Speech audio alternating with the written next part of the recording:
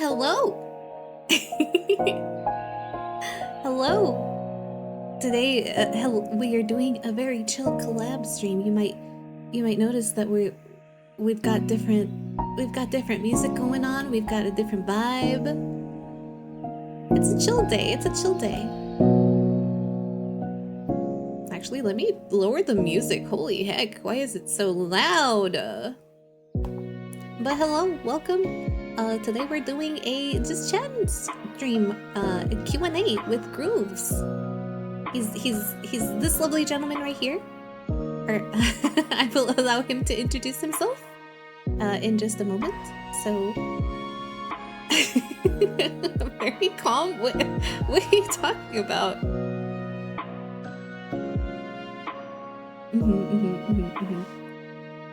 Let's see if he is ready.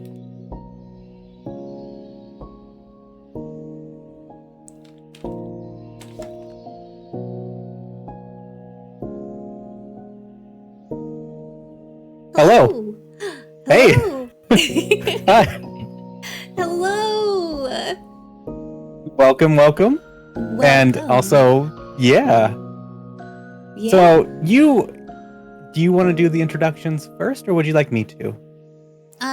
I will let you introduce yourself. Go ahead. Okay. So to everybody in Rain's stream, I am their sibling or future sibling, should be soon. My name is Grooves. I'm a VTuber alchemist and, general variety streamer. I love horror, but I also just love spending time with people. So, yeah, I mean,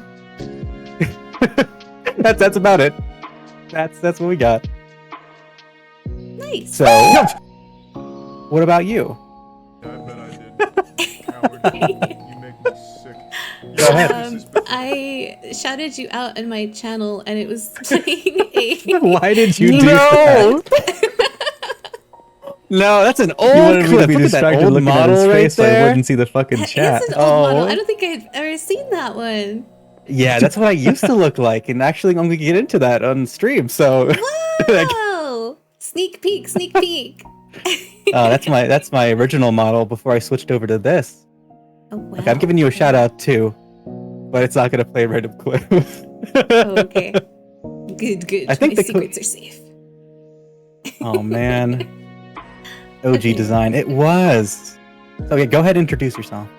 Yeah. So my name is Rain. Hello. I am a stick tuber. Because underneath this lovely blanket, I am a stick figure. And I am one of Groove's future siblings.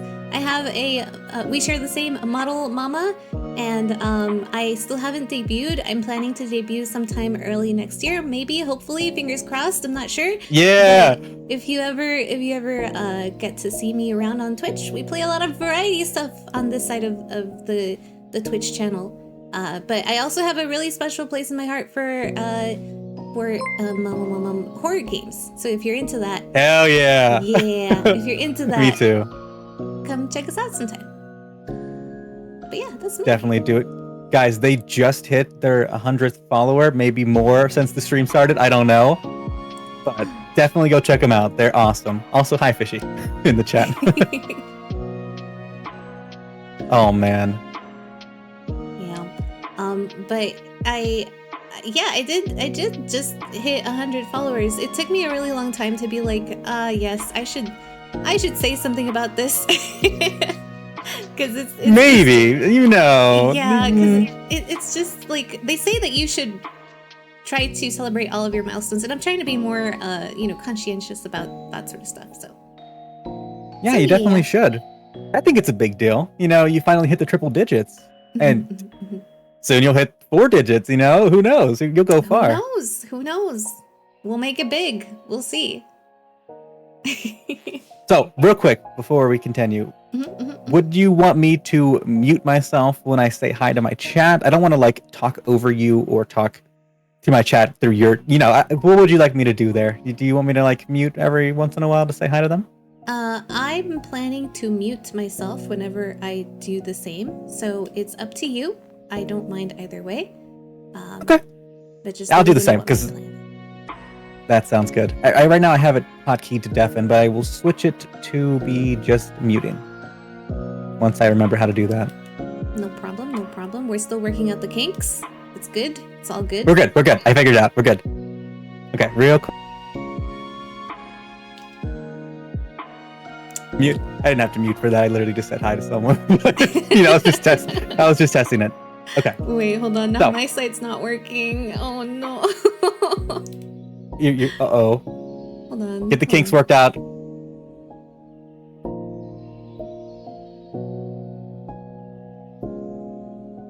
Okay, it worked. Never mind. We're good. We're good. If I do start accidentally talking over you, please let me know. Please tell me to shut the fuck up, and then Yeah. I will fix Okay, it. well, if I say that later, if I say those words verbatim, you're gonna have to live with them, okay? All right. All Okay. according to plan. All right. So, host, you want to start? You go ahead. Okay, so let's see. I have a series of very important questions here today. Not saying So you're on personal. trial, but you know, Oh, geez. the people want to know, and I'm here for it. The people have spoken. The people being me, I am the people. You represent all of the people, okay? Yes, You are the yes, judge, the yes. jury, and the executioner, okay? Yes. And so we are gathered here to talk about you and learn more And about also you. Well, yeah, that too, but that's the important part. It is equally important. This is a Q&A both ways. The important part is our first question here. Are you more of a night owl? Pun intended. I feel like that was so on purpose, honestly. It was. Or an early bird? Why? Also intentional. Why? Okay. Explain your answer. Okay. So I am definitely 100% a night owl. Always have been. But I'm forced to live in the day because of real world responsibilities. So I don't get to partake in the night owl lifestyle. But the reason why I like being a night owl is because at night it's the quietest, I think. It's the coziest. You know, you can have like the dimly lit rooms. There's like a cozy atmosphere. It's just peaceful. And, I do appreciate the day and everything it offers. But between the two, I just think I like night more. And it's just how I've always been, I think. And also, being an owl. So, that's a favorite. Kind of goes hand in hand. That has a big part or a small part to do with it. What would you say? It's everything, Rain. It's everything. Owl is life. I see. Yes. I see. Felt. Based. Okay. So, just to pass the question off to you as well, because I'm curious. What about you? What would you say you are? I am a night owl, 100%. I feel Hey, like yeah. siblings again. Yes. Yeah, it makes sense. Okay. I feel like I've always been a night owl. When I was younger, I used to be more afraid of being a night owl. But like now that I'm older, not even that much older, and I'm more accepting of it, and I'm like, yeah, this is my role in life. I'm born to be a night gremlin, and so here I am. Honestly. I mean, honestly, that is so valid. My chat said, "What's after night owl?" Because I'm that. So they've ascended. Midnight gremlin, perhaps. Yes. I do think that like early birds, like people who can get up early in the morning, are so powerful.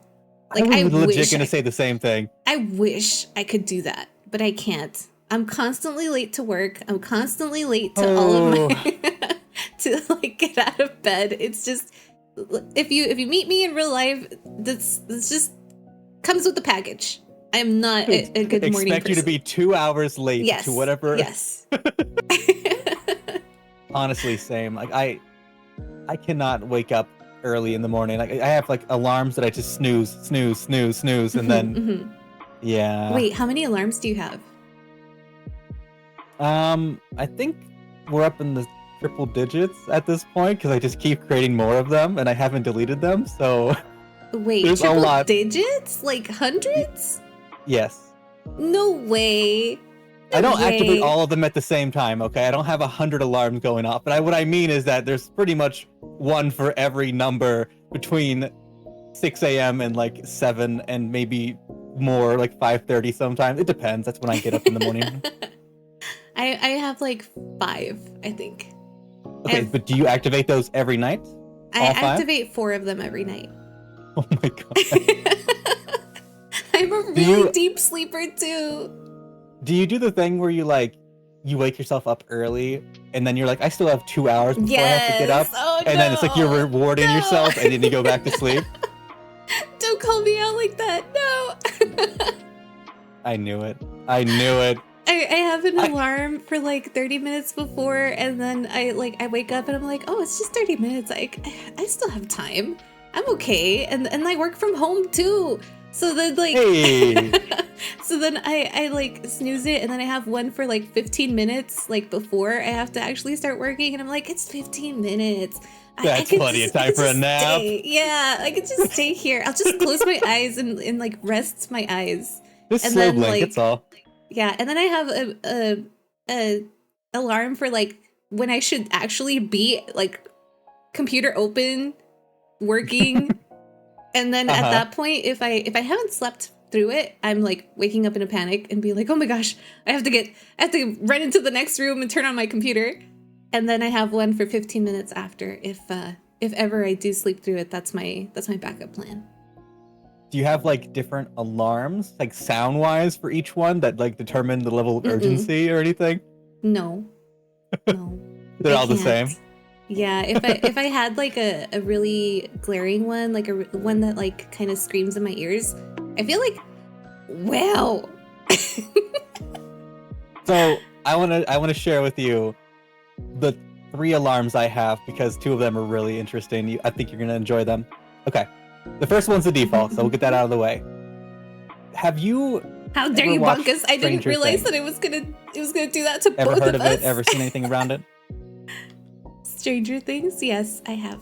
Okay, have you ever seen the remix of Chrissy Wake Up? No. What is that? Okay. It's okay, so have you seen the latest season Yeah. and everything like that? Okay, so She, you know she who was Eddie the is, cheerleader, right? Yeah. Yes. So someone, I think it was Schmelyo, made a remix of Chrissy Wake Up into a fucking auto-tune song.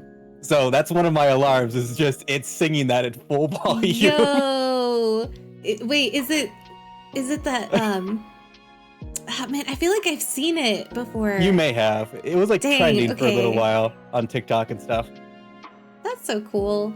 I like a couple of months ago, I actually started putting like sounds that make me happy into my everyday Oh. like alarm stuff. So like whenever I get a text message, like if I don't have my phone on vibrate, it'll sound like the menu item from Nier.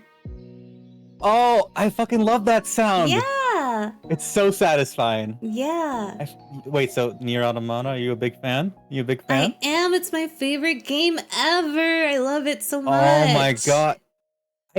I fucking adored that game. I got every single ending, all 26 of them. I fucking loved it so much. I don't think I've had anyone I know have equal levels of love for that game yet, so this It's is my exciting. favorite game ever. I love it so much. All of the side missions and side quests, like they broke me. I loved Oh it my so god. much. They were so good, and some of the endings were just absolutely so silly. Like, Yeah, that but I game. loved it. I'm still playing through Replicant, but oh, you know, actually, same. I beat the first time. Got the first time. yeah. I haven't finished it yet. Same. Yeah, here's my question, real quick. Uh-huh. Did you delete your save? Oh, I did. Okay, so I remember that moment because I was streaming under a different account, and like I remember I was streaming it to Quesadingus, who's like my mod on this on this account, and like it was before I had really gotten to know them yet, and like it was just really funny, like us getting through that part of the mission and then getting to the very end, and like I started crying on stream because it was so heartbreaking, but also heartwarming at the same time. Like It was so good. Like, oh my, It was all so those good. sacrifices helping you complete it was. Oh, I cried so much. Oh my god. Yeah, yeah. I get emotional thinking about that, like actual chills. Oh my god, it's just so good. That was a masterpiece of a game. I'm so glad. It Oh was my really it was really like heart-wrenching for me when the game kept asking you like, are you sure? Are you sure you want to delete your save? Are you sure? I was doubting. I was like, I don't know anymore. Stop Oh. asking, please. No, for me, I was like, just do it, stop asking me. I got like really upset. I was like, stop asking me, just pull the trigger, Piglet, do it. Oh my god. But it was so Oh, fun. I don't know. I got attached to it. I was like, what if I want to Mhm. go back and just walk around or something? I don't know. Well, there's a cheat now, apparently. Oh, I wouldn't do it. Nope. I Nope. mean, Nope. technically, it's not a cheat. It's like one of those secrets that they put into the game. It was like discovered really late, but there's like a certain sequence Oh. that you could do by being like in a certain part of the beginning game, and it'll skip you straight to the end, and you get all of the chapter unlocks and stuff like that. I think it might have been That's put in there the- for like dev work. That was exactly it. That's the Yeah, developer mode yeah. thing. It was in that one. It was like next to a pile of rubble, I think, Yeah, and then yeah, you activate yeah. it. Uh-huh. I know exactly what you mean. Yeah, I saw that. That was so cool. Yeah. I was thinking of doing that, but I don't think I could. Like, I'm not No. skilled. I don't know how they did it. I've thought about checking it out too. It's Mhm, such a mhm, cool thing. Yeah. All right. Did you want to ask So? your question? Yeah, I think we should probably try to get through these. We're on question Oh, right, one. right. No, I'm kidding. I don't care. Okay. So, my first question for you, really quick. I'll pull it up. I actually closed it on accident. Oh you know? no. Doesn't Near matter. stream Okay. when. No. Honestly, no, you should replay it. Cry on stream. Do it. No. Okay. So, my first question is, why did you decide to become a VTuber? Oh my gosh. That is the question, right? That is the question. I feel like somebody asked Yeah. me this like the day before yesterday. But okay, so I did it because I was lonely and like I have my own set of friends outside of this, right? And I have quite a close group of friends outside of, the internet. But I feel like it's really hard for especially like in real life to establish like deep connections and stuff.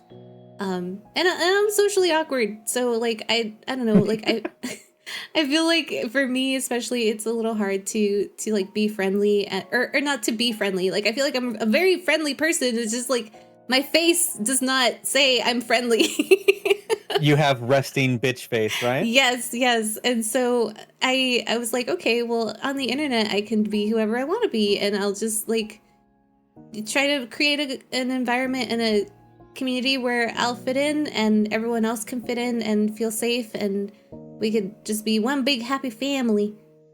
So that's part of the reason. That's most of the reason, I should say. And then a little bit was kind of out of revenge. But we're not here to Revenge? talk about that. Oh, okay. That's okay. Okay, we'll leave that. That part's a secret. You'll have to come to my debut. Oh shit, we're gonna get the lore then. Okay, guys, you heard yeah. it. Lore. You wanna get the lore? Okay. That honestly, I mean, great answer. I feel that. I felt that. I really do. And I feel like VTubing is such a comfortable way to socialize because you get to express yourself through, a model, of course, but it's Mhm. still you in a way. It's still an expression of you. You get to control when and how long you socialize. So some people have different batteries. Their social battery gets drained Mhm. quicker. I personally find streaming doesn't drain me that much, but in person, I definitely feel the awkwardness of being socially drained kind of easy. Yeah. And my job, not to get too much into that, but my job has me chatting with people for the entire day. So like that does also lean into the draining aspect of it. Yeah, But definitely. yeah, I feel that though, that the loneliness of like there's just not everything is so connected online, but at the same time not connected at all. Yeah. Hold on 1 second. I was basically that that Britney Spears song.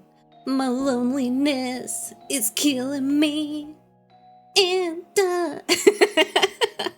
Sorry, I was talking to Chai for a second. Well, why did you get into this? What? What happened? Nothing happened. What? Nothing? No? What? No? I was just saying that for me, like I became that one Britney Spears song that's like, my loneliness is killing me. I love that. But yeah, seriously though, it's it's a really neat way to get to meet new people, and I loved it so far. And I feel like also another part of it for me was like I know that you have another question like this, but one of my goals this year was to be more vulnerable. So I feel like VTubing also opens the door for that. Oh, that is an awesome goal. That is not easy to allow yourself to be open like that, but I know. I have not me. I'm gonna set that goal next year. I ain't doing it this year. That's tough. Yeah. That is so tough. Well, I'll talk about it more in your next question. Appreciate. Sorry. Oh, who just proved my nose? Who was that? Shoku. Chai brought me some. Chai brought me some wine, so we're having a good time. Hi, Chai. Hello. Everybody say hi to Chai. Hi, Chai. Not Chai. You don't say hi to yourself. Yeah, you want to say hi? Come here. Say hi. Say hi. Come here. Hello, everyone. Chai. Hello. Hello. Hello. How are you? I am drinking wine and the new FNAF game drops. Watching Matt Pat play it. Oh, you're having a good time. I could tell. A new Yeah, that sounds good. Not FNAF. You have fun with that. Okay, so I'm so sorry. I'm gonna give Chai a shout out. Let's see if this works. Yeah, let's give. If I'm gonna do the same as well, actually. Lighting the path a little bit. Oh my god! You know, you oh have my their, god! their name. Did you see that? No? Okay. What'd you see? I Hold on, played real Skipping quick. Rock with the glow stick. I think you were both in that. They both said hello. Huh? Yeah. Sure. Huh? Yeah. Near stream one. I'm not doing the near Sorry, guys. stream. To ask me about food. I was just answering that really quick. Anyway, back on everything here. Shoku, it's good to see you. Also, really quick. Also, hello everyone. I'm sorry if I didn't say hi, but hello. Yeah, it's been a Louie. minute. How have you been? Seriously, it's seriously. I havenn't streamed as much as I Hello, want Andrew, to. Unfortunately, real life responsibilities Welcome have been very draining. Also, you're muted if you didn't know that. Just wanted you to know, in case you. Oh, right. Was that accidental? No. I was just saying hi to people in chat. Oh, okay. I'm so sorry. Yeah, please continue. I just No, didn't know you're if you. fine. You're fine. Okay. Where were we? Oh, right. You answered the question now. Yes. After Chai just brought me some cookies. Okay. No. Anyway. So why did I decide to become a VTuber, right? Mm-hmm. So at first it started off like I had my Twitch for a long time, and I actually used to stream like years ago, but not like as a VTuber because it wasn't really a thing. But I always wanted to kind of like get back into it for similar reasons as you, but also just like I thought it would be fun. I started off with like the most horrible setup. Like you saw the model that I had before. That was like the upgraded version. Before I had this very simple setup, very basic background, and one of my viewers came in later and was like, "Oh my god, your model looks so nice. I'm so glad you don't look like a worm anymore." And I was like, "What do you mean? I look like a worm?" Like a worm. Oh no. Because my jacket blended into the background and you can only see the middle part of the Oh, outfit I used yeah. to have, and I look like a fucking worm. Oh my gosh. I felt that. I felt that. That was oh my god. But yeah, like this is gonna be expanded on with the question you asked later, but just jump into it.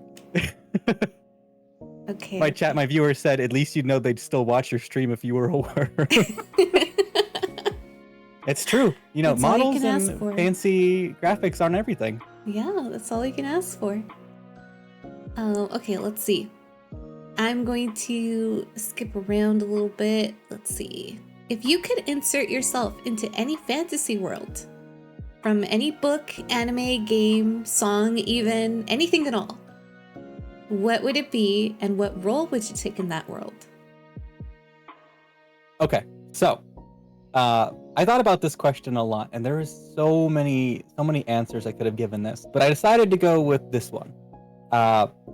Dungeons and Dragons. I would want to be in that universe because it's whatever you want it to be.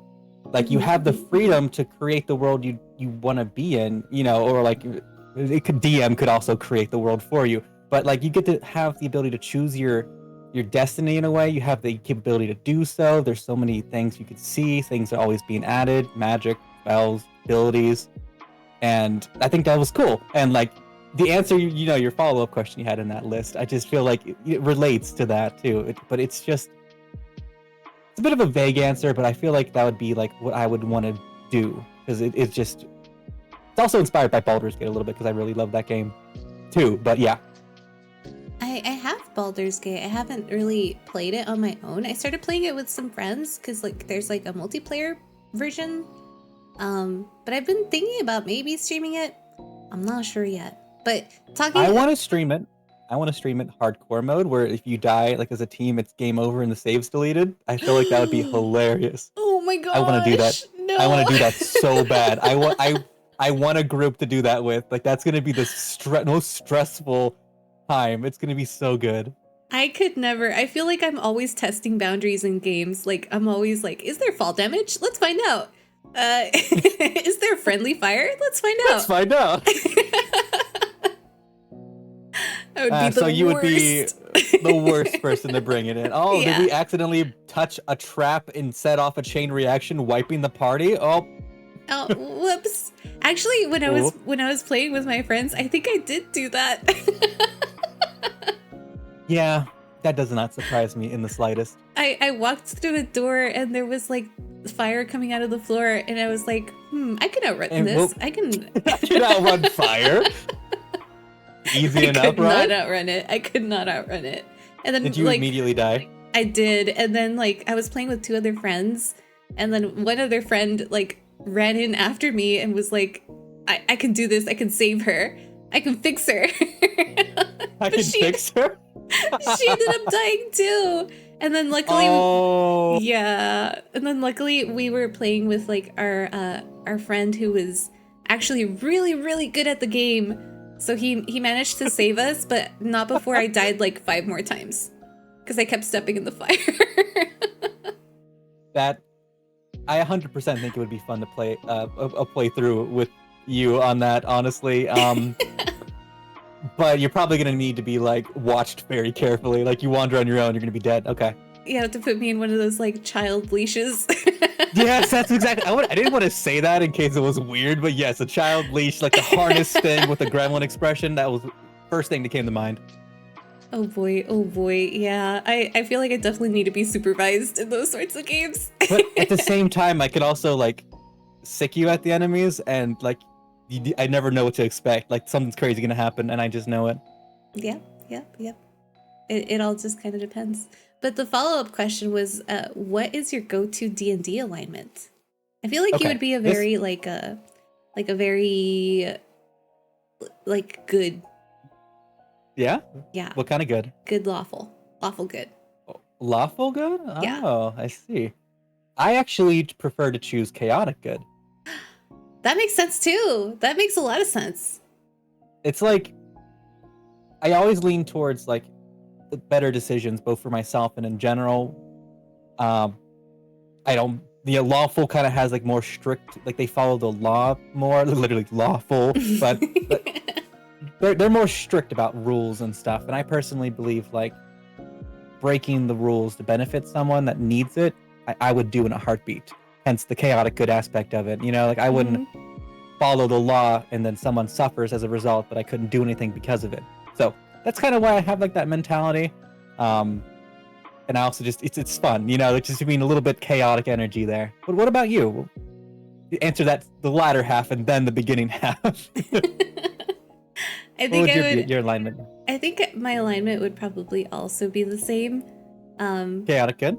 Yeah, because I do want to do good by others, but if it doesn't benefit me, I'm not sure that I would go out of my way. Like if it benefits me to be good to others and, you know, get a good party going, raise morale, try to get to our goal. I'm like, all right, yeah, cool. We're all friends, right? But the second it comes to looting bodies and getting the best weapons, it's all me, baby. Yeah, that's the true chaotic energy right there. It's all me. I get all the good stuff. I will fight you for the loot. I hope you know this. No, I will fight. Yep. Nope. But yeah, I feel like that's my go-to D&D alignment. And then it's the best. I think it's the best one. Yeah, it definitely is. Because it's the one that we chose. This is the second time so far that we've had similar answers on top of both loving Nier Automata. So this is definitely sibling energy here going Sibling on. energy, 100%.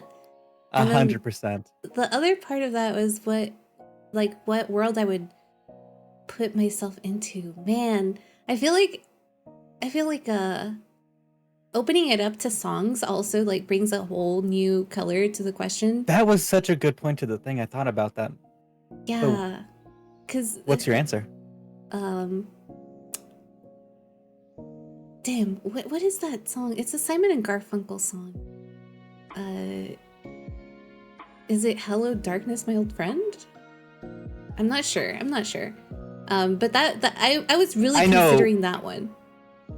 Just because I know the song. Yeah. But I was really considering that one because I really like the description of like the neon lights and stuff like that. I was like, that would be a really cool like lo-fi area, probably. So I was like, yeah, I could just be like a random passerby in that song. If not, like there's like a Beatles song that's really trippy, like that would also be really cool.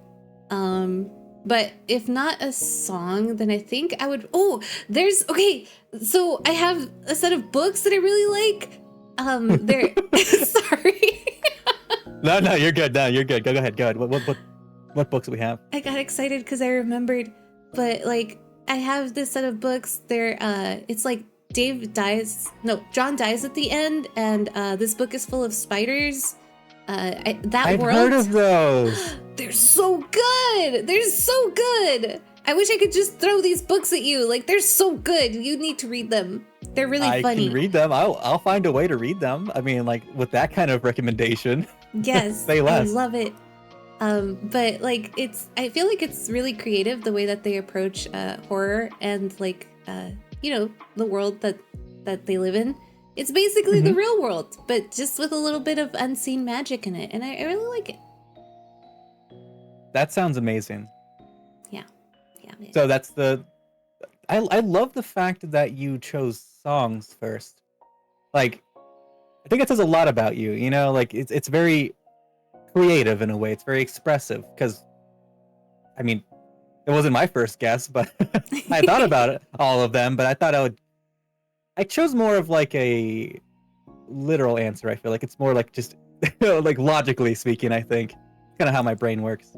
Yeah, I feel like songs, because they're so short, they don't really say a lot other than what they intend to say, and that leaves it open to like so much interpretation. So like I feel like it's a cheeky little way to be like, I can just do whatever I want because like the description is the bare minimum, so I can fill in all of the other gaps.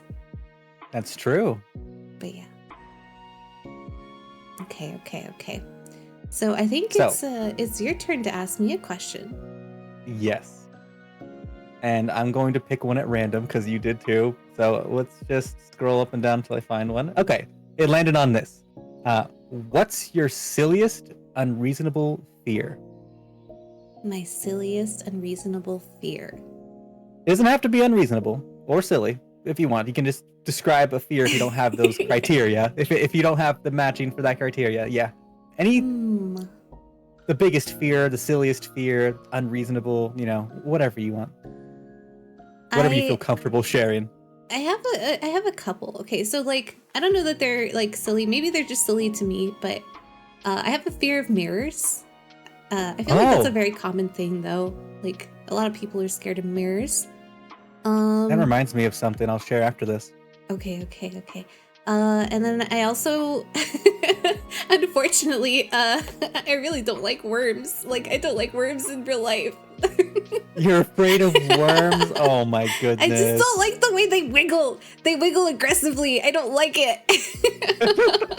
They wiggle aggressively. Okay. I don't like it. And I won't make fun of you. And then there was one other. Oh, clowns. I don't like clowns. Like that's valid. That's a common fear. I think they're creepy. I can understand that. They don't scare me, but like they make me a little like on edge. Like I'm a little like they creep me out. I don't see the appeal. Yeah. That's some great answers, honestly. Yeah, and then Kessa Dingus in the chat says bugs, which is true. But I don't feel like that's an unreasonable fear. Like. No, bugs are scary. I think that's common. Like they're creepy. You don't want them on you. You don't want them in your personal space. Like I can look at them in like a container or far away outside of my comfort zone. I don't care. But when they get on me, I'm like, panic mode engaged. Just set everything on fire. It's fine. Walk through a trap like you would. A small price to pay. Yes. My viewer Gnome said, I don't know how to pronounce this correctly. Thalassophobia? Is that the fear of the ocean? I think so. Is that what I'm thinking of? I grew up next to the ocean, so I don't have any, like... I guess, like... Okay, fear of open waters. Okay, so close. So you don't have any fears, or you do? Well, with the ocean, I feel like being in the ocean, like being under the water, like I'm not really all that afraid. But like being in deep water, it's kind of scary. Yeah, like open water. Open water, I can see as being scary. Like it's so much. It almost creates that feeling, like that fear of open spaces, because it's just endless all around you. Yeah. I don't have a fear of the ocean either. Like I can go on boat rides, I can swim in the ocean, go underwater. Like I've done so. It was awesome. Would do it again. But if I was like a plane crash and I'm stranded in the middle of the ocean, I would be terrified. That would be so scary. And my mind would likely start imagining deep, massive creatures or some shit underneath, or at the very least realistic sharks or something. But that is definitely scary. Yeah, it's tough because like I will try to get over my fear by like watching YouTube shorts of like boats going out into the middle of the ocean. Yeah. Not a good Does idea. it help? Not a good idea. No. Do you end up curl up in the blanket like you are now, and you just watch it with fear? Yeah, I'm like, okay, that's enough. I need to turn off my phone for a while. But You're conditioning yourself though to like build up a resistance to it, so you can someday tolerate it, I'm sure. Someday. We'll see. I don't plan to go into the middle of the ocean anytime soon though, so. No, I mean, unless. Maybe? Huh? Anyway, so real quick, I wanted to talk about the mirror thing. Oh, yeah. I read this on TikTok. It was quoting a Reddit page, so take this with a grain of salt. But they did a study on basically people staring at themselves in the mirror for extended, prolonged periods of time and the effect it had on the person. And every single person that did it eventually started to look wrong to varying extents. Like everything started to look wrong. You know, like your face looked wrong. Like it looked like you were looking at someone else. And some people imagined worse things. You know, like it was so interesting. Like I've never done that. I don't think I would. You know, I feel like part of me would be like that, like fear in the back of my mind. Like, what if it looks like it smiles or some shit at me? I don't know. Like, okay, I'm sorry. I don't mean to do that to you. It's okay. It's just the thought of it is so scary. Like, It's okay. We'll get rid of the mirror. The mirror's gone. It's poof. It's in the middle of the ocean now. The mirror's gone. oh no, they're gonna join forces. Yeah, look at the mirror in the middle of the ocean. You think two negatives would like cancel each other out, perhaps, where you don't feel scared anymore because it's And maybe the ocean scares itself by looking in the mirror. oh my god, you just figured it out. You're so right. And then maybe the mirror has a fear of the ocean, so like they just cancel each other out. Yeah. That would be the best case scenario. No, but yeah, someone told me about that study like recently because I think I also shared about whoa. The googly eyes. I forgot you can see them. I can. They can see me. Oh my god, I'm so embarrassed. I forgot you could fucking see them. I'm just like I muted to say something to the chat. And... It's okay. What was I saying? I totally forgot. Oh right, the study. Somebody had told me about the study recently. I forgot who. And I forgot why. But but they were telling me about that, and I was like, yeah, I don't think I can. Like, I don't think I can do that because, like, I get up in the morning and I just, like, I go into the restroom to, like, brush my teeth and get ready for the day whenever I do wake up. And like, I avoid looking at mirrors at all costs. Like, I'm going about my day, like, betting on the fact that I wake up looking decent. So... I totally get that. Like, I don't stare at myself in the mirror. I can... take care of everything. I often am in front of the mirror for a little while, but I can understand, you know, like any easy about it. Yeah. I'm curious, did you ever have like? This is going to be a question later on, but did you ever have something that may have triggered that fear, or like, what? Do you have any idea what caused that to happen? It's a superstition thing, and I know you have a question like that, like later on also, but it's a superstition. Just like understanding that a lot of like bad magic and like stuff like that has to do with mirrors and like yeah. And I've also heard a lot of like spooky stories about like people in mirrors, so I am more than okay to just not mess with that. And also because like even if I didn't know all like any of that and nobody had ever shared their experiences with me, like have you ever just, I mean, you mentioned it earlier that you've never tried to like stare at your reflection for very long, but like try it out if you're brave enough. Oh, you challenging me? It feels really weird. It really does. Isn't that just so strange? Like, why that happens? It's all, maybe there's some truth to the, you know, the urban legends, but it does. Everybody can confirm it has a weird effect. Unless you're like obsessed with yourself, then I don't think it matters. Yeah. You're like, damn, I look good. Yeah. Anyway, But- it's interesting. Yeah. I don't know. Yeah, like, and I don't know if it's just me because I'm like afraid of mirrors, but it definitely just felt really weird. And I'm the sort of person that I'm like, if your instinct is telling you something is wrong, something's wrong. Like you have to listen to that. Trust your 100%. gut. Yeah. Yes. It's better to trust your gut and it be wrong than you don't trust your gut and it be right. Yeah. You know, it kind of makes me want to jump into the other question because it's kind of connected. Go for it. Okay, so I guess I'll just do two questions in a row. It's fine. You can do two after. It's whatever. Doesn't matter. Mhm. So the question is, I don't like how What it was stares the back question? at Hold me. on, Yeah, I'm sorry. Andrew, that's exactly why I don't like it. That's exactly why. All right, hold on. Are you referring to yourself as an it? I misplaced my questions again. I want to word it I don't exactly know. as I had it. I don't Okay. know. So, Did do I say you personally Maybe. believe in any urban legends? We've confirmed that you do with the mirrors and Mhm, stuff. mhm, But mhm. aside from that, have you ever had a paranormal experience? Like anything that you of note? Okay, I love this question. I love this question because absolutely 100% yes. Let me tell you Ooh, all okay, the okay. ways that my life has Yeah, been give me fucked the up. deets. Oh, okay. Wait.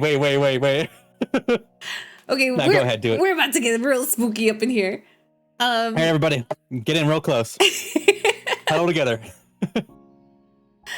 Yeah, so I am Mexican American. So in my culture, like my Mexican side, there are things called curanderas, and it's like a shaman sort of person, and like they practice magic, and it could be the good kind of magic and it could be the bad kind of magic. It just kind of depends on what you want, right? Yeah. And it's like very much based in like Native American culture, and like it's a lot. And so a lot of older generations really believe in that sort of stuff, including my mom. So she used to take me a lot to Mexico to like see curanderos and stuff like that. And so like even if you don't believe in this sort of stuff, it's fine. It's fine. I'm not here to try to like change anyone's mind about like the sort of happenings that I've experienced, but like I can only tell you I can only tell you like what my experiences were in these sorts of situations. And there was one time that like my mom took me to see this curandera, this lady shaman person, and she was like this lady, not too much like she wasn't too old. She was maybe in like her late 40s, and she was in this room behind a curtain. And I remember we came into this building and they were like, okay, like come into this separate room if you want to talk to this lady, and she'll like tell you your fortunes, and she'll also tell you what you want to know about people, and like she'll like cast rituals to help you like achieve things and stuff. And I was there with my mom. That's really cool. Yeah, well, It's scary, but like I'm fascinated. I'm sorry. Go ahead. Yeah. So like I went there with my mom. I think I was just there with her because it was like after school and she didn't have anywhere to dump me. But Oh, okay. so why not? Let's just go. Let's just go visit the spiritual healer real quick. Yeah, perfect. The babysitter. Yeah. Mhm. So she like we were both sitting in this room, right? And it was us with a whole bunch of other people. And there was this lady, it's like sitting behind this curtain. And then some stuff happened, some words were said. I don't remember it as much anymore because that was when I was like in high school, or either early high school or late middle school. But like after a little bit, this lady is chauffeured like out of behind of the curtain. So she comes forward and she sits in this very special chair, kind of like a throne. And she's like, she just starts like looking around the room and everyone's silent. And she starts like pointing out people and talking to them about different things that they want to know without anyone having said anything to her. Oh, And- shit. And I was like, okay, it's whatever. Like, I feel like at that age, you don't really care about much. And like, there's a lot of skepticism, rightly so, right? So like, Yeah, valid. I was like, okay, whatever. It's whatever. Like maybe these people talked to her beforehand, or like she knows them, or like, you know, they put their questions in a box and she was reading she was reading through everything behind the curtain. But yeah, then, obviously. Yeah. But then like in the middle of what she's saying, she stops talking and she looks at me and she's like, that child is jealous of her brother. And that child is hungry. She hasn't eaten anything today. And then she like calls her attendant and she's like, can you go get her some food because she's really hungry? And then she like turns to my mom and says like, you favor your son more than your daughter. And she recognizes that. And she is jealous of him and you need to change because if not, like it'll lead to like these horrible things for your daughter. And my mom just like stayed quiet and I just looked at my mom and I was like, I am kind of hungry though. and so like the attendant like took me out of the room to like give me this dish called sandwichon. It's basically like a sandwich but a cake, a sandwich cake. And so I was eating that, and then I was still trying to listen, right? Because I was like, oh, that was kind of interesting. Like, how'd you know that? How did you know that about me? That is And crazy. So I was like listening out for her, like to see what else she was like talking about, because like she was starting to talk to other people, and then like the room goes quiet again, and she says, like all of a sudden I just hear her say, "She's listening. Can you close the door?" And I was like, oh, caught in 4K. Oh my god. And so like they closed the door, and I was like, well, damn. I'll just sit here with my sandwich, my cake sandwich, and just eat, I guess. What did they not want you to hear though? I'm so Yeah, curious. yeah. But Did that you ever was find out? no, I didn't. And if I did, maybe I just forgot. But like, I feel like at that age, I wasn't really super interested in because okay, at that point, like I mentioned, it's part of my culture. Like I had experienced it so much already, and like I had never experienced it to that extent where like someone was personally calling me out and telling me things about myself. Before that, I had only experienced it in the sense that like I was in a room and like people were telling other people about like things, or like you were just kind of explaining like, oh, this is the kind of curse that I want to set today, or like this is the This is the kind of curse I want to set today. It's casual stuff. yeah, just casual stuff. But like yeah, that was the first time that it was like directed at me, and that's just like one of the many things that I've experienced as far as paranormal. There's some like scarier stuff that I've gone through too, but yeah, figured that would be a really tame question or answer. That was an awesome answer. And like I am spiritual as a person, but I'm also a skeptic, so I'm kind of both. Mhm. You know, like I like proof, but I also have an open mind towards, you know, both like humoring and also engaging with the paranormal, the spiritual and stuff. I'm not going to dismiss anything outright, but I won't truly believe it unless I have like a personal experience or see it for myself. You know, I need to see it visually for me to truly believe in that. And I have once. Tell us. And it was okay. So this was back when I was still younger, like a teenager, maybe like 12, I think. I can't remember the exact age, but I woke up in this state where like, this wasn't a dream. Like I confirmed this wasn't a dream because of a reason I'll tell. But I woke up in this state where everything seemed off, like the colors were very faded, and I just felt very strange. And I look behind me, and behind me was the wall. Because I didn't have like a headrest at the time, so it was just like me on a pillow pressing against the wall. There were a bunch of fucking hands around my goddamn head, and like I mean, like the hand prints. Like this was like a somewhat freshly painted wall, so you would think, okay, maybe someone just pressed their hand on it on accident while painting the wall, right? The hands were fucking huge, bigger than anyone I would have known. Like I put my hand up to it, and it was like triple the size. I'm like, that is not fucking what the hell. Whoa. And I just kind of chalk it up to like some weird dream and go back to bed. And I wake up and they were still fucking there. What? Wait, did you tell anyone about them though? Yeah, but who believed me? Well, I mean, it's right there. It's on the wall and it's huge. What do you mean? I showed them and they were like, oh no, that's just those paint, blah, blah, blah. That was someone's hand. I was like, yeah, who has a hand that fucking big? Tell me. Show me right now in 4K. I want to see whose hand is that monstrous. Dude, I would be so angry for you and be like, it's right there. What do you mean? How can you tell me that this isn't like what it looks like? Like, it's right there.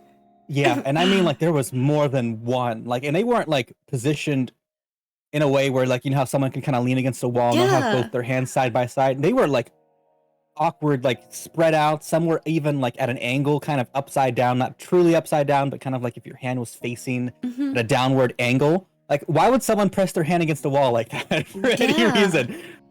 So, like, it was dismissed as like an overactive imagination or something by my family, and I never let that go. Personally, I believe that was an experience for me, and it was crazy. You know, I went back several times. Like I don't live there anymore, but I went back several times, just staring at that wall sometimes, like they are no longer there, like the prints. Like at one point, you know, I kind of just got tired of that energy behind me of seeing that, so I cleaned the wall, and I never saw anything again. But That's crazy. That's crazy. Someone in my chat said bro hung out with Bigfoot or Big Hand. big hands. You know what they say about a guy with big feet? He got big hands. Big hands, yeah. That's insane. I would have never slept in that bed again. I don't know how I did, but I think I slept like facing with my feet against the wall for a while. So my head was never against the back of the wall for quite some time until I got like a headrest, and then I didn't care anymore. And I also kind of just grew and got over that fear I had. Yeah. But you know, real quick, I forgot to go over this, but the fear question, I wanted to just briefly talk about one I had as a kid that was like unreasonable. Oh yeah, tell me. Have you ever seen the movie The Mummy? Yes, I have, but when I was like teeny tiny. Do you remember the flesh-eating scarabs? I remember bugs. I do remember They were bugs. these scarabs that went under your skin. Oh yeah. Oh, bleh. Bleh. And like for the longest time, I had this terrifying fear that they were gonna crawl up from behind my bed and get me. And it was like, I watched this movie when I was like 10, for God's sakes. Like I should not have seen this movie when I was so little, but You were my teeny aunt tiny was- too. yeah, it scarred me for That's crazy. it scarred me for a while. Yeah. Oh my gosh, that's not unreasonable. I'm right there with you. Yeah, you know. Oh my gosh. But yeah, it took me a while to stop dreading that, you know. I think like 3 years I was just so scared of beetles coming to get me. I'm still afraid. One day they will recognize me as a One threat day. and they'll all come for me. Yeah, you in particular. Everybody else is fine, guys. Everyone in chat, you're good. It's just Rain here. They're the Yeah. target. I'll take it for everyone. All right. We honor you. We appreciate your sacrifice, or in their case, your snacrifice, because you're going to be eaten by beetles. But nonetheless,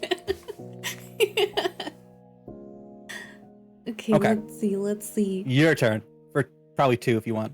Yeah, sure. Let's see. Do you have or have you ever thought of what your plan would be to survive the apocalypse? And if so, what is your plan? Okay, so I am an avid horror fan. I've zombie flicks, zombie movies, zombie shows, zombie games. I love them all. So this is something I have thought about. Also, real quick, Nemo said thoughts on clowns. They fucking suck. Yeah, they do. They totally I'm not scared do. of them. Not scared of them, but they give me the creeps. That's all I can say. Anyway, so I have 100% thought about this, like the apocalypse. I imagine zombie when you say apocalypse. You probably didn't specifically mean zombies, but that's where my brain went. No, that's So- where I was going. Yeah, you're right on there. Okay, perfect. So, I feel like I'd like to imagine I could survive in this kind of scenario because I have seen a lot of shows that talk about the preparation needed for it, but I would need time to prep. Not if it happened like tomorrow, I would not be ready. But if I knew it was coming a month in advance, I feel like I could be ready for it. But the thing with this kind of scenario is that no matter how much you're prepared, there is always going to be like, it can be up to luck. It can be bad luck can happen. You know, like something stupid could happen. You know, like you sprain your freaking ankle, no matter how fit you are, and you're screwed. You know, but I feel like I would. If I had some time, I could probably at least survive a little while. You know, like it might become a problem once the food runs out, but you know, we'll see what happens. Yeah. And then also another problem I had with it was like, I would want to try to save people that I care about. You know, like I would want to make sure that people that I love and care for are okay, which could inherently put you at risk. So, you know, there's that risk as well. Mhm, And then I mhm. also there would be times where you have to make decisions that inevitably cost other people their lives or it hurt them because you have to put yourself first in that kind of scenario. And I don't know if I could do that. Yeah, But it's tough. It's tough. yeah, Hmm. yeah. It wasn't specifically the whole question, but you know, I just where my brain went. Well, I mean, those are all very valid things to think about. I What about feel you? like. Go ahead. Oh no, I was just saying. You go ahead and then yeah. Well, I think that like, that's maybe part of the reason why I feel like, I don't think I would be able to help anyone else in an apocalypse like that, a zombie apocalypse. Not that I wouldn't want to, but Yeah. there's a lot that goes into that. But okay, that question was more like in terms of like, do you have a strat? Like, what's your weapon of choice? Oh, you were asking for the logistics. Okay, Yeah, you want the cold hard facts. Okay. Like if everything else went perfectly and you had like your perfect team, you know, you're all healthy, you all have enough food, like where are you setting up base? What's I your think, weapon of choice? a mall I think would be a really good place because of the security Oh. gates, the open space, access to a lot of different stores with a lot of different things. Um, you know, there's not necessarily hardware stores in malls most of the time, but that's the second option because there's a lot of tools there. Um, Why I would does want to your go with hoodie something. have cat ears? Oh, sorry. No, you're good. You're good. You can, yeah. I pressed the wrong button. I meant to mute No, myself. no. You don't have to worry. That wasn't a No, problem. go ahead. Anyways, so like, I would want to set up in that kind of environment. I would want to like secure all the exits. Yeah, You know, aesthetics. hopefully maybe have mainly aesthetics. not just myself in a giant abandoned mall, but Also, it as could be far my as horns weapon just choice, I poking think I up. would go with like a blunt weapon. You know, like a sledgehammer or something like that. Because Ooh. if you go with a sharp weapon, they're eventually going to get dull. Like that, there's going to get to a point True. where you're going to have to get rid of it or replace it. But a blunt weapon, they have a lot more durability because you're just bashing things. Like, what is it going to do? Get blunter? You're right. It's gonna have a dent in my blunt object. Oh no, its efficiency has gone down. It no longer works. I never considered that. You're so right. Yeah. Most time people get like swords and katanas and shit. I'm like, dude, you're gonna like run out in 2 days. It's gonna be dull as shit. What are you gonna do with it? I'm bringing like a sharpener, like a whetstone, just constantly just sharpening their weapon. Like, hold on, guys, hold on, zombies. I gotta sharpen my weapon really quick. Same thing if you like choose like a gun or something like that. Like you're gonna run out of bullets eventually. And the sound, even if the Yeah, silencer, you're yeah. gonna draw in so much. Uh-huh. I would go with like archery, maybe. It's quiet, you know, and you can Oh, reuse yeah. arrows, and you can even make them. So like a bow, you know, would be a pretty good weapon. It's quick, it's versatile. So that'd be a Yeah. good like ranged weapon, I think. Yeah, that's a pretty good take. I like it. Yeah. I like it. I think my weapon of choice would probably be a crowbar. I didn't consider about how blunt or sharp it was. I just really like crowbars. Dropping bars, I see. In video games, if there's a crowbar, it's mine automatically. Okay. Okay, I won't argue. Okay. Yeah. And It's so kind of a like, blunt object. So yeah, what do you know, yeah. I mean, if it gets dented, like who really cares, right? Like just use the other end. Undented, I guess. Maybe it It's becomes more versatile. deadly. Yeah. So Yeah. I think that would be my weapon of choice. I think archery would be really cool to learn, but I'm double jointed on my elbows. So like they kind of bend in further than they should, and every time that I've tried to like shoot a bow and arrow, it will like the string will just slap against my elbow because it's like too far in. So Yeah, Rip. that is. I didn't even consider, that at all. That's a good point. Yeah. And then as far as like where I would set up base, I think I mentioned earlier that I grew up next to the Ooh. ocean. But I grew up in this area where like 30 minutes away there was an island that you can get to, and the only access to the island was a bridge. Oh. Yeah. So I like when when I first came up with the strategy, I was like, I will just go to that island and blow up the bridge. And then just like Oh yeah. farm my own Perfect. food. Yeah. Make my own food.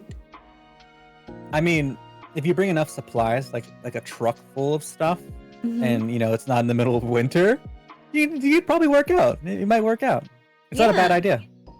Yeah, just all I gotta do is clear the island of the zombies that are already there, start a farm, and we'll all be good. Yeah. Do you know anything about farming? Yeah. I know a little Really? bit about farming. Yeah. Oh, that's cool. I know like barely anything, I would not be very helpful in this case. That's okay. We can You learn. It's not that hard. It's just Yeah. a matter of it's more of like it's a lot of work more than Mhm. anything. And that's the hardest part, is just it's how hard it is to do. Absolutely, absolutely. And like in the scenario where I take over this island, I would want to bring over Yeah? as many people as I could. So like family members, friends, like That's food you have to divvy up though. I mean, it's a whole island. We can each have our farm, maybe. But what if like The logistics are not very clear. But you know what? The will is there. The will of fire. Okay, but like there are farms out there, like there's so many farms out there that are feeding millions of people. I feel like, a couple dozen people could be fed by a farm sustainably without much issue. Like it should be absolutely fine. Yeah, and if nothing else, there's always the ocean. We could always just go Fishing? fishing. Yeah. What if the fish were zombies though? Oh, then we'd have bigger problems. Then I would never choose an island. Oh no.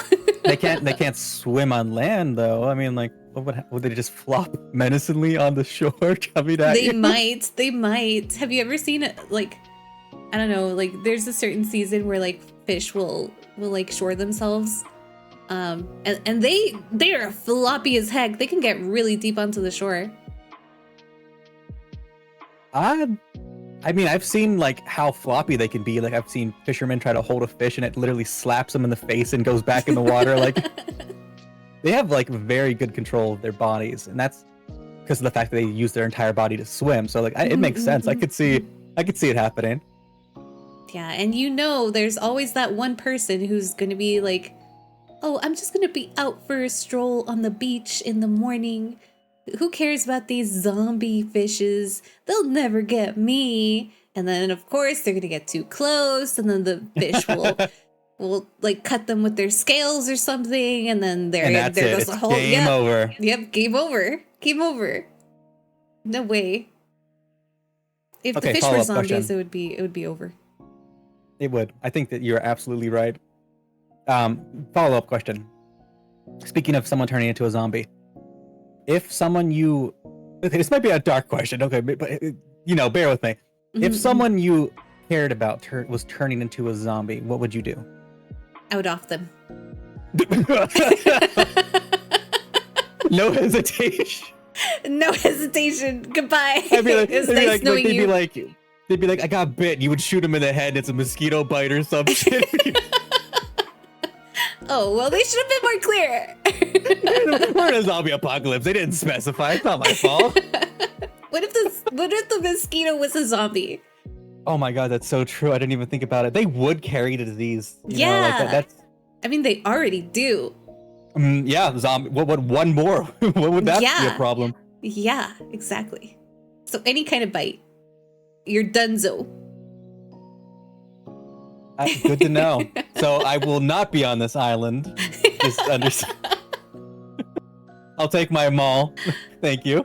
But you had a point though. I was like, I can't farm in the mall unless I like take the middle where like the upper Mhm. part with the glass, the ceiling, like where the light comes down, and just like dig with a pickaxe to clear the the floor to like get the dirt or something. Like, you couldn't grow crops there, so there would be a limit to the food.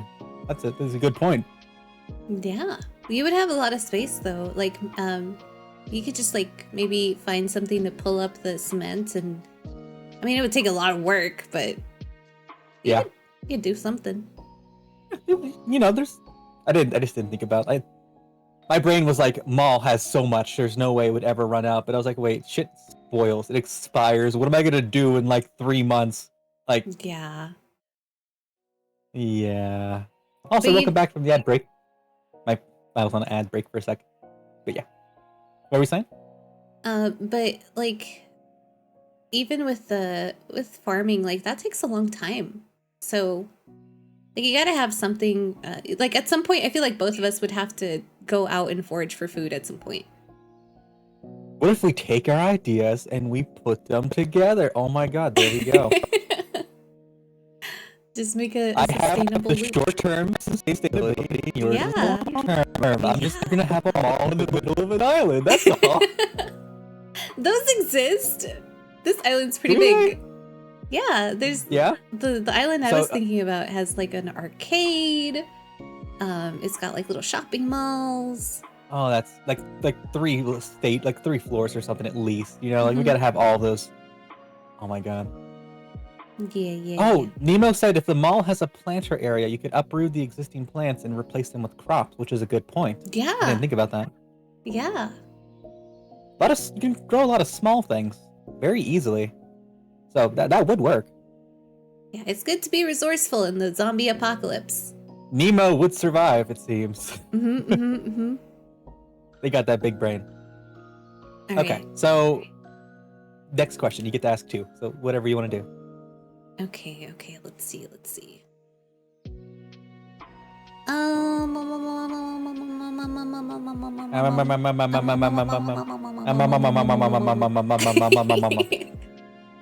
Okay, what is something silly that you think is true, but others may not agree with you about? So, like a hot take almost. Hot take. My answer wasn't necessarily a hot take, but it's something that I think is kind of silly that I personally believe in. Mhm. And that is the concept of luck. I truly believe that luck is a real thing, not just like a coincidence, but an actual factor in life. Like I feel like for some people they're naturally lucky, some people aren't, some people have like varying levels of luck where it just kind of it depends on the day, depends on the weather. I don't know.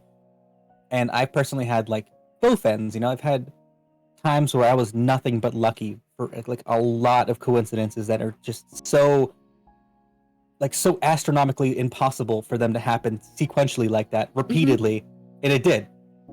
And other times where like everything that could go wrong has gone wrong. Like it's Yeah. in between. I just personally believe in that. I don't know if that's necessarily a hot take, but I just thought that might be something that's like kind of silly. I don't know. That's true, because I was thinking, like, when you first said it, I was like, well, I mean, like, people know about luck, and it's like, but not everyone believes in it, I guess. So that's like a big distinguisher there. Like, some people, say that there's no such thing as luck. Yeah, exactly. Only achievements, blah, blah, blah. Blah, blah, blah, blah. It's like, it's not like, nobody... It's not like most of the world doesn't say like, oh yeah, luck is fake. It's just a kid thing, like it's just the fact that I truly believe in it as a concept. I think was the differential thing there. So, do you think that like we're all born with like a set number of stats? Like, I sometimes do, and I actually roll for luck and initiative. low key, I kind of like do this headcanon thing where like, depending on a person's personality, I like gauge them in my head. Like, oh yeah, they have some extra wisdom stats there, but their intelligence. Wait. How about me? You gotta tell me about me. I haven't gauged you just yet, but Okay, it'll okay. happen. Okay, when you figure it out, let Right me now, know. your dexterity is kind of low, though. What? How dare you?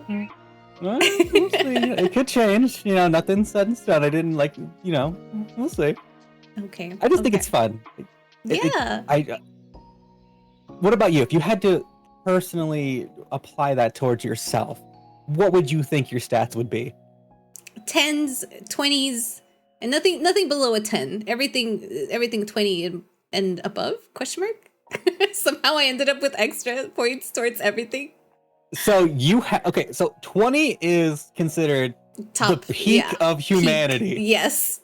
Like, I know this what I is said. the I top. said what I said. And you're saying you don't have just 120, but multiple. You have more than 120. I said what I said. Okay. You know, who am I to argue? Yeah. I mean, it's fair. That's fair. It's you know, it's a hard burden to carry. I know, but yeah, you know, Just you someone truly had struggle to- being yeah. just so perfect. Like, Yeah. it's hard. I get it. Someone you know, had I to don't do get it it. at all. don't worry, I'll Someone take had care to step of up. it. You seen it here, folks. This is the peak of humanity right now. Yes, It's Rain. You will never find someone better who has nothing but 20s. absolutely. My chat said they also apply it to like people IRL. So Oh, that's cool. Maybe I should start doing that. That sounds like a really It's fun fun. way. Yeah. it's like not like a truly 100% canon, Mhm. but more of just like a fun thing you can do. Yeah. So then I guess to answer the earlier question, you said that you do think that people are like born with a set stat, or do you think those stats change over time? I don't think anybody has a truly set stat. You know, I feel like Mm. sometimes it kind of seems like it's just random. You know, like maybe it's like you get like luck for a week or something, but it's Oh, there. that's a good point. you know? Yeah.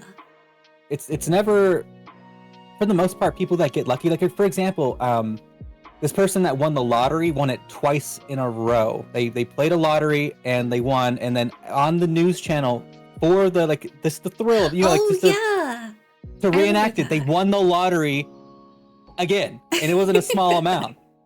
So like, you take that number, the winning the lottery, you have a better chance of like so many other things happening at the same time, and you make that twice. Like, that is insane to think about. And that's why I personally like luck has to be a thing, because that's like, what the hell did they do to get that luck? You're like, what what do I gotta do to win the lottery at that point? You Mhm, know, like. mhm. Yeah, that's crazy. I have a brother-in-law who is like really good at winning sweepstakes. Like, he apparently, like, whenever he goes and fills out a form to like, win a trip to like Jamaica or something, he always ends up winning those. So I feel like Oh, yeah. So I feel like, at least from my perspective, like, everyone has stats, right? And they like maybe are born with like certain predispositions. Like, your ability to like get really lucky in the things that you do is like really high. So that's your stat. And that doesn't necessarily mean that you'll always get like everything that you want, or you'll always be super the lucky. higher but like, chance of yeah, it happening than other people. Yeah. Yeah. So But a chance is still a chance. You know, it's not Yeah. it's not a guarantee. Mhm. It's like Fire Emblem. Like Ooh, the good reference. chance, the percentage of hitting like your opponent. I feel like it's like Yeah, that. 99% chance Yeah. is not 100. I've had that Darn happen. those I've been 1%. so mad. I hate it so much. It's so bad when it happens. I've had to restart. Like, I always play Fire Emblem games where true death is a thing. Like, I like the risk. Me I like, too. and so like I've had to restart my game over fucking 99% bullshit before. Like, Yeah. oh my god. The worst. Okay, so it's happened to me where like I'll get that 1% chance of it like not hitting, and then like your character dies, and then I'll like save scum, and I'll get back to the same point, and the same thing happens again. Yes! It's like, at that point, it's not a 1% chance, bro. Like, what the heck? Yeah, like that. You almost feel like it's like rigged, like the game Yeah. intentionally did it, but it doesn't. Like it's almost like the bad luck. Like, it's just whatever that is just kind of like making fun of you or something. I don't know. It depends on like I just think it's interesting.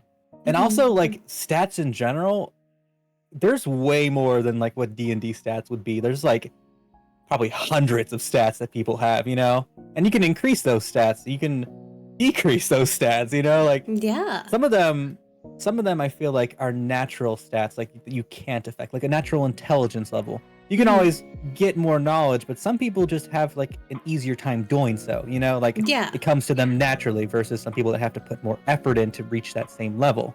So, different stats. I totally agree.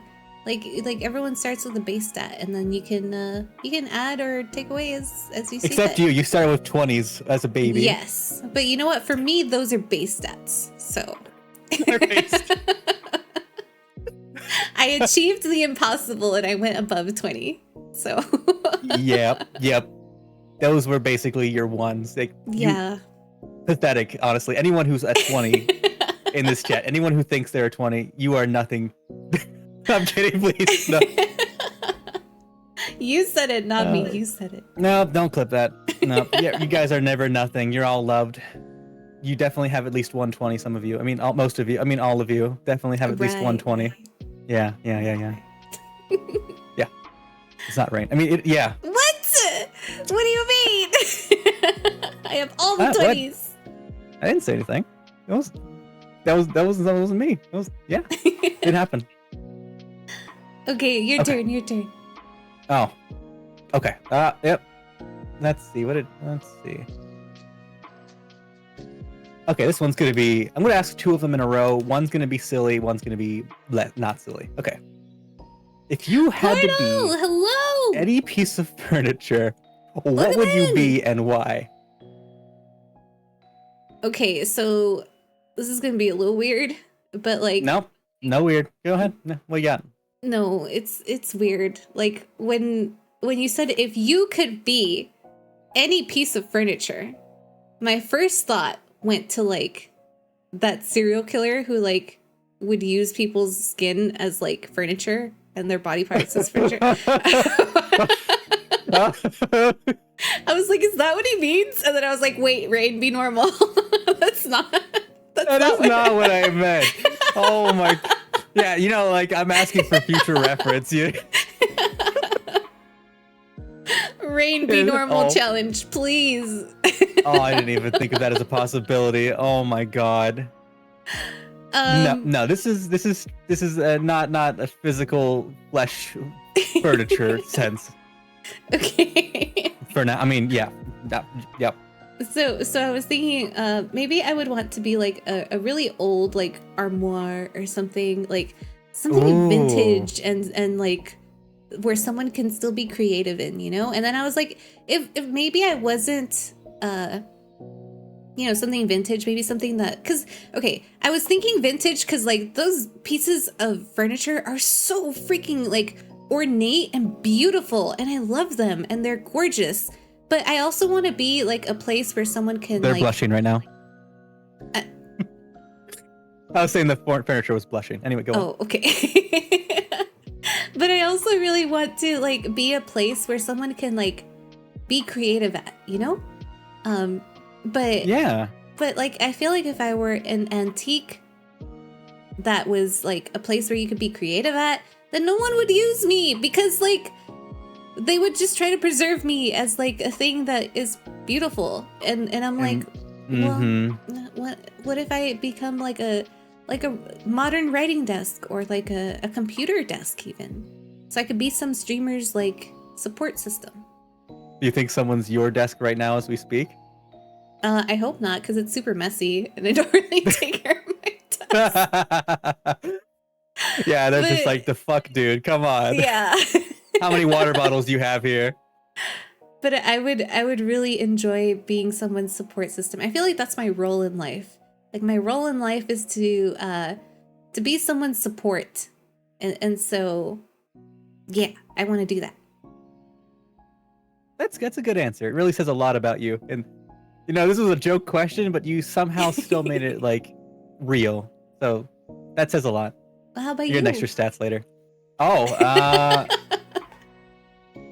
I would want to be like an instrument. Get your shit off like me. a piano. What do you mean, Portal? I think Everything here is yeah, like a necessary. piano would be great, like a grand piano or something. Oh, a grand piano. Yo, okay, but why though? Why? So, one, they're gorgeous. So like they're beautiful. Also, thank and you for the produce, hydrate. like wonderful sound. You know, like you would always have that with you. So like the fact that you know, if you're this piano in a sense, you're producing these beautiful sounds, it would make you like a feeling of pride, you know, and Stretch, also big just being stretch. able to, you know, someone can provide that through you. Like they use you to provide something beautiful. Like maybe it's on a stage, maybe it's for like their own private use. It doesn't matter, but just having the ability to produce that kind of music, I don't know, it gives like a feeling of Mhm. purpose, of feeling like special as a piano, I guess. But yeah, Yeah. I just think I also just really like pianos. I thought about that, but then I was like, does a piano count as furniture? I'm not sure. So when But- I say furniture, I mean like literally any object that you would place in a house. Oh, okay. Then yeah, that definitely fits then. I feel like music is something that's very special to me. And like if you were a piano, like that would be really great because you could help people by creating music and like music really does move the heart, you know? It moves the world. Mhm. It's Yeah, an amazing calling. You ever seen the anime Your Lie in April? No, I hated it. Okay. You didn't like it? Like you actually didn't like it? No, I actually really didn't like it. I watched like five minutes of it and I really didn't like it. I'm sorry. Oh. No, you're good. But the point with that, the reason why I asked that is that the focus of the I anime, love I'm Your just gonna Lie in spoil a bit of it April. for you I because cried so much. you I don't like it, heard doesn't that matter. it's really sad. Is but that like this not guy for me. can't hear his own music and like he still tries to play this piano and it just I don't know how to describe it better. Like he became deaf to his own music, but he's still able to produce this music that was just beautiful, you know? Mhm. And he used it to like express his feelings to like kind of get over the trauma he had. And I just really like that, you know, like he had this personal trauma that made him not able to hear his own music. That was like the main point of that. Spoiler alert, sorry. And I don't know, I just it just that's what I thought of. Wait, maybe I'm thinking of the wrong anime because I thought Your Lie in April was about some like it was about a blonde girl who like had medical issues. It is. That's the anime. Yeah. Oh, okay. Yeah. It just starts off like that, but like it's one of those animes that people will reference as you're gonna cry when you finish this, and it's true. I'll give it a second chance because like there like even now like someone in my chat is like I cried so much I love it. I know. I did too. I fucking. I would rewatch that. That's how much I like that anime. Okay, I'll go back and watch it. I do have a Crunchyroll subscription, so I might as well use it. Oh yeah, here we go. Okay. Might as If I have well to read use those it. books, you gotta watch that anime. That's the deal. Okay. That's the deal. Okay. I'll give it a second chance. The reason I didn't like it was because like 5 minutes in, it was the blonde girl and she was like playing her violin, but I really like the animation really like put me off because it was a lot of Oh. movement in like ways that were unnecessary. And so like I was just like, this is too much. It's too overstimulating. I don't like it. But the story kind of sounds movement do you mean? wonderful. It was very Is it like- jittery. Oh, I don't know if I paid attention to that. I'm not. She was playing her violin, but she was like, Yeah, Your Lie in April. I was talking to the chat. Yeah, like the animation, I feel like I didn't really have a problem with it. I don't actually recall the animation too much for it. I just remember like more of the emotional impact it had mhm, mhm. and visuals of the characters. It's been a while since I've seen that, but yeah, you know, if you can look past that, maybe just listen to it. I don't know. Or if I'll you give speak it another Japanese, shot. or oh, it has dubs, doesn't it? Actually, yeah. If you could, like, you don't have to, but I do think, you know, if you get past what you don't like with the animation, it is a really good anime, and yeah. Okay. I'll check it out. I lost track if it was my turn or your turn. Me. I had two questions, didn't I? One was a silly one, and one was a less silly. Okay. I think. Then I So- will ask a question. Yeah. Go ahead. Let's see. I guess we could go with a less silly one. So previously, because you and I had started chatting over Twitter, and I think it was because you posted something that said like that you wanted to get to know your mutuals. So we Yeah. started talking, and Exactly. I was also asking you questions there. Now that I remember. This is how it goes. Yeah, and so like one of the questions that you or not even a question, I think we were just going back and forth about like this book that I was reading. I was reading what's it called? Hold on, let me go look at it's called Crying in H Mart. And it's Yeah. a really good book. But I had told you that I was a bit frustrated with it, even though I really liked it, because it was like the main character was kind of frustrating. But rightly so. If you've ever read the book, it's very understandable why. But as like one of your responses, you said it's good for you to be frustrated sometimes because that helps to open the mind. It's like challenging what you know and learning to adapt to different worldviews. And like that really resonated with me when you said that, because I had never really thought of frustration in that way. So I wanted to ask you, is there something that you can recall that really frustrated you, but then you ultimately came to appreciate like that? I'd say so. What comes to mind for me is when I was younger, fresh out of high school. The first thing I wanted to do was move in with my father, who I had kind of an estranged relationship with, and he lived several states away. But you know, he wanted me to go down there for more opportunities and stuff. And I was like, you know, wanting to really go outside my comfort zone, really challenge the things that I knew, and like try to just, I kind of jumped headfirst into being an adult at that point, and that ended up extremely frustrating because I was not like mentally prepared. Like I literally was fresh out of high school, like graduation day, and then Mhm. suddenly all of this stuff happening, you know?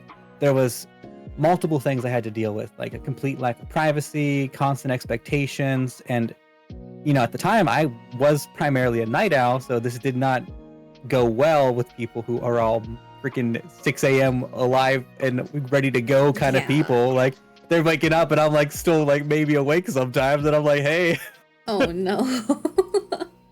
sometimes.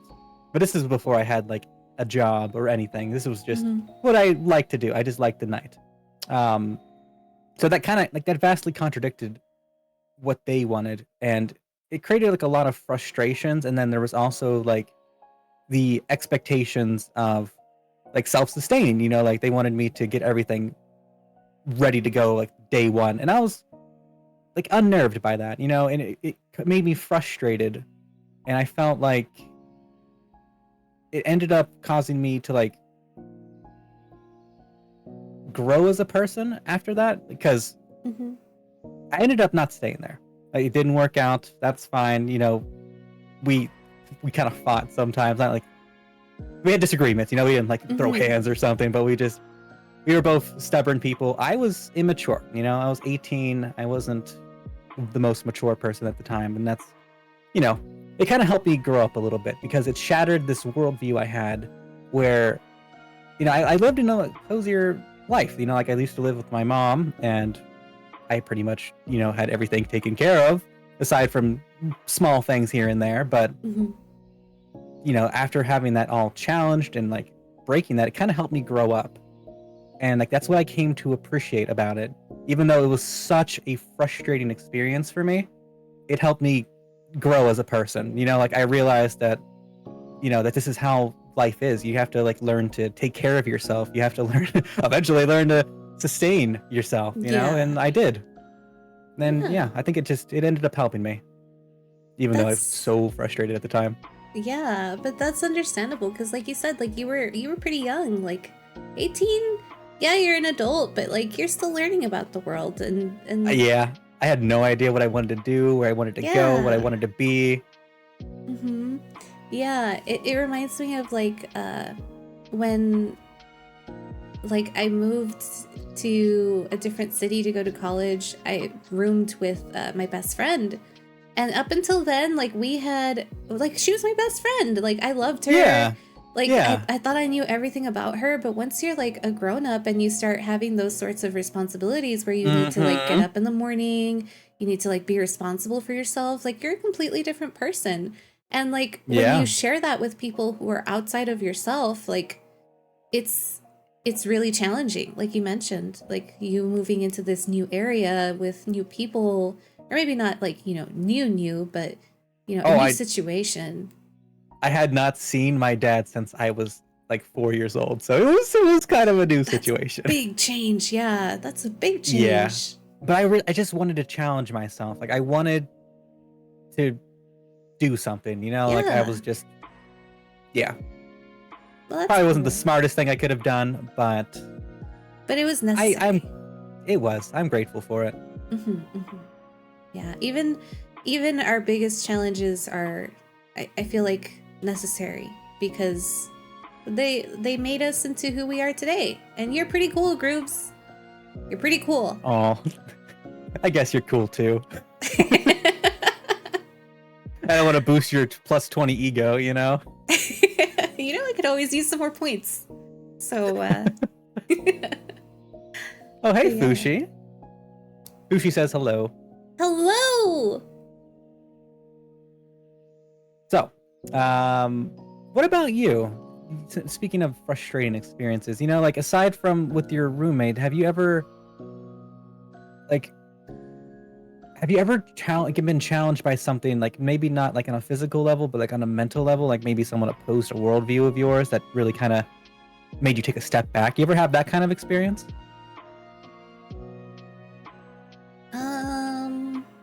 As far as mental, like, of course, we're like everyone goes through life like meeting all these kinds of different like personalities and like mindsets, and I like to think of everyone as like their own little universe, like That's so true. Yeah, it is. yeah, like you exist in your own world with your own experiences and your own perspectives, and that's you. But like, imagine that times like 7 billion.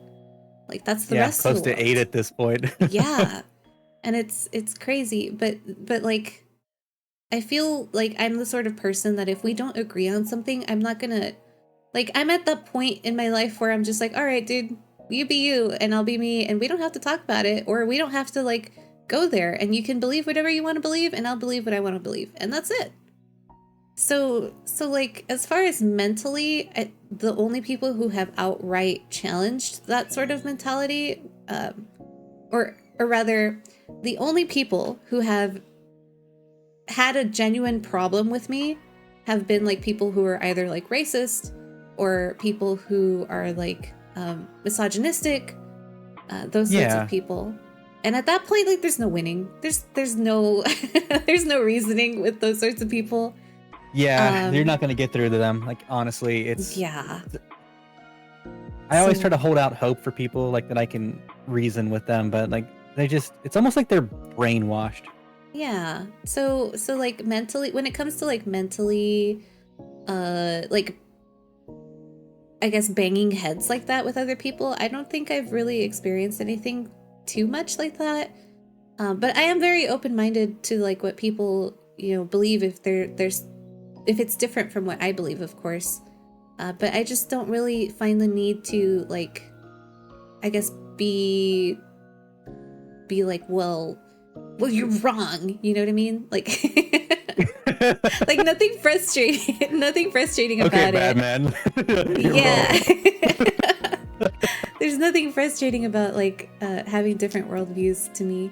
I think like the things that have frustrated me the most are probably like my own shortcomings and like things that I perceive Yeah. about myself, which are more like, man, if I had only just done this differently, or if I had only just prepared Mhm. more, or if I had only just like, the what ifs are the things that kill me. Absolutely. But Yeah.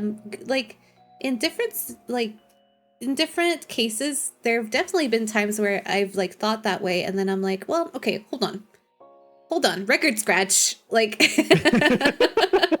what could I have actually done better? And then like that kind of challenges me to like be less hard on myself, or like to despite Yeah, being you hear that right frustrated. now?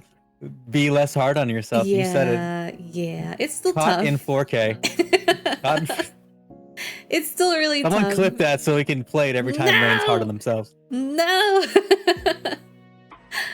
but like, even though it's frustrating, like to live in those moments where I'm like, fuck, like, why can't I just be perfect? Like, why can't I just be better?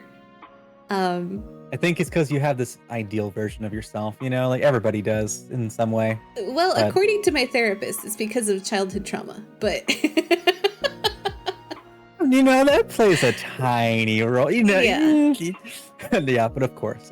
but like, even though going through these like difficult moments with myself, these like frustrated moments, like I try to appreciate them more. Like, ever since you said that to me about like how frustration can be an avenue to like growth and to like challenge you, I'm like, okay, well, this thing is frustrating now, but tomorrow it could be something that I could use to my advantage. So thank you for Yeah. sharing those words with me. They really resonated with me. It makes me happy that they have, honestly. That just Yeah. I'm all giddy kicking my feet over here. Yeah, dude. You're so smart. Yeah. I appreciate that. I'd say like one of the things I've always tried to take pride in is like psychology. It was when I was younger, is what I wanted to pursue. Even when I was like 18, I would give my own dad advice about stuff. Like, that's just kind of the person I've always been. He would like ask me personal questions about stuff, and I would give him he came to me for that kind of input, I guess, because he didn't really have that. But Mhm. it's just something I've always taken pride in. And, you know, I feel like you also offer that to people. I'm sure there's people out there that something you've said resonates with them to this day, you know? Like, I hope so. I guarantee. Yeah. Yeah, If not, it'll happen. maybe. Who knows?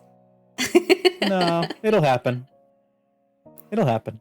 But It does. yeah, I'm sure that it like I say things sometimes, and sometimes they're cool things to say, and sometimes Yeah? they're smart things to say, and I'm sure that I've helped out plenty of people.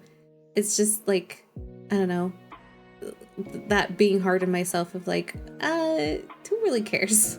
Like, who really So cares? yeah, you don't see the value in the things you've previously done, because you said you like to help people, like you like to be a support for people, right? Like that's what you want to do. Yeah, I So mean, being a support means that people have been supported, you know. brain blast. So Jimmy Neutron brain You- blast. yeah, brain blast. Yeah. So with that in mind, you know, Jimmy Neutron over here. I'll be Carl Weezer for you. Jimmy's mom. Anyway, you basically have helped someone. Maybe something you've said has resonated with them. Maybe it helped them overcome something they were going through. There's a lot of things you take for granted, you know. Like, I'm not here to try to, you know, you I'm just your friend, you know. I'm not trying to be like any sort of psychologist here, but just what I think, you know. Like, I don't want you to feel like I'm trying to pick your brain or, you know, give you a brain blast or something. You're fine. You're fine. Okay. Yeah, it's I hope that my words mean something. I hope that VTubing helps me feel that way more often. So we'll see. It's part of the journey.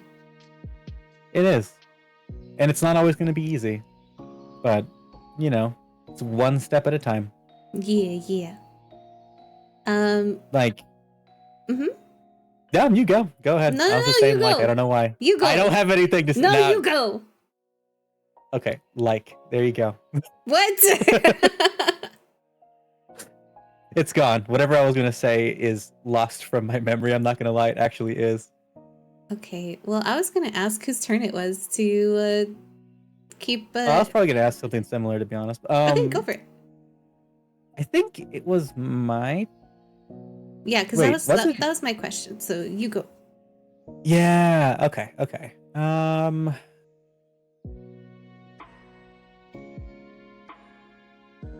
Speaking of VTubing and stuff, this question kind of is relevant to it. What, as far as goals this year, like what do you want to accomplish? It doesn't have to necessarily be VTubing. It could be a personal challenge. It could be anything that you've set your mind to try to do this year. So Big or small. So I started off the year with like a couple of New Year's resolutions. One of them was definitely like being more vulnerable. Because one of my many therapists said that I needed to be more vulnerable, and I was like, okay, fine. Okay, fine. I guess. I guess if I have to. If I have to. But yeah, she actually told me, she showed me this video about like a TED Talk, and it's like the power of vulnerability or something like that. But it's about this lady who is talking about how like being vulnerable is the answer to happiness, and how like you can't really connect with people until you're like you allow yourself to show them who you really are, and that's a kind of vulnerability. And like You're right. Yeah. Yeah, so like even in your everyday relationships or in your personal relationships or your romantic relationships, like you can't grow without like really putting yourself out there. So I was like, okay, I guess I'll be vulnerable. So this year, like with my personal friends outside of VTubing, like outside of the interwebs, I've been trying. I've been trying to like be more open-minded about like how people are going to perceive the things I say, instead of like constantly telling myself like, well, why would they want to hear this, or like why would they want to like I guess understand that about me. I'll just fucking say it. I'll just be like, okay, like that's dumb, or like I really like instead of trying to be nice. I'm vulnerable. You're stupid. Yes, you're dumb. This is a dumb idea. Instead of trying to like filter myself, like I'll just be more upfront about the things that I'm thinking and feeling. And if somebody like says something and it really like makes me feel a certain way, I'll just, tell them, and I'll trust that the people who love me will stick by me no matter what, even if I tell them challenging things, or if like if I'm telling them things that are very personal. So that's. So I have a. Oh, you go ahead. I was just going to say that was my New Year's resolution this year. That's a very good resolution. Honestly, I could probably take a lesson in doing so, because I personally have a lot of masks.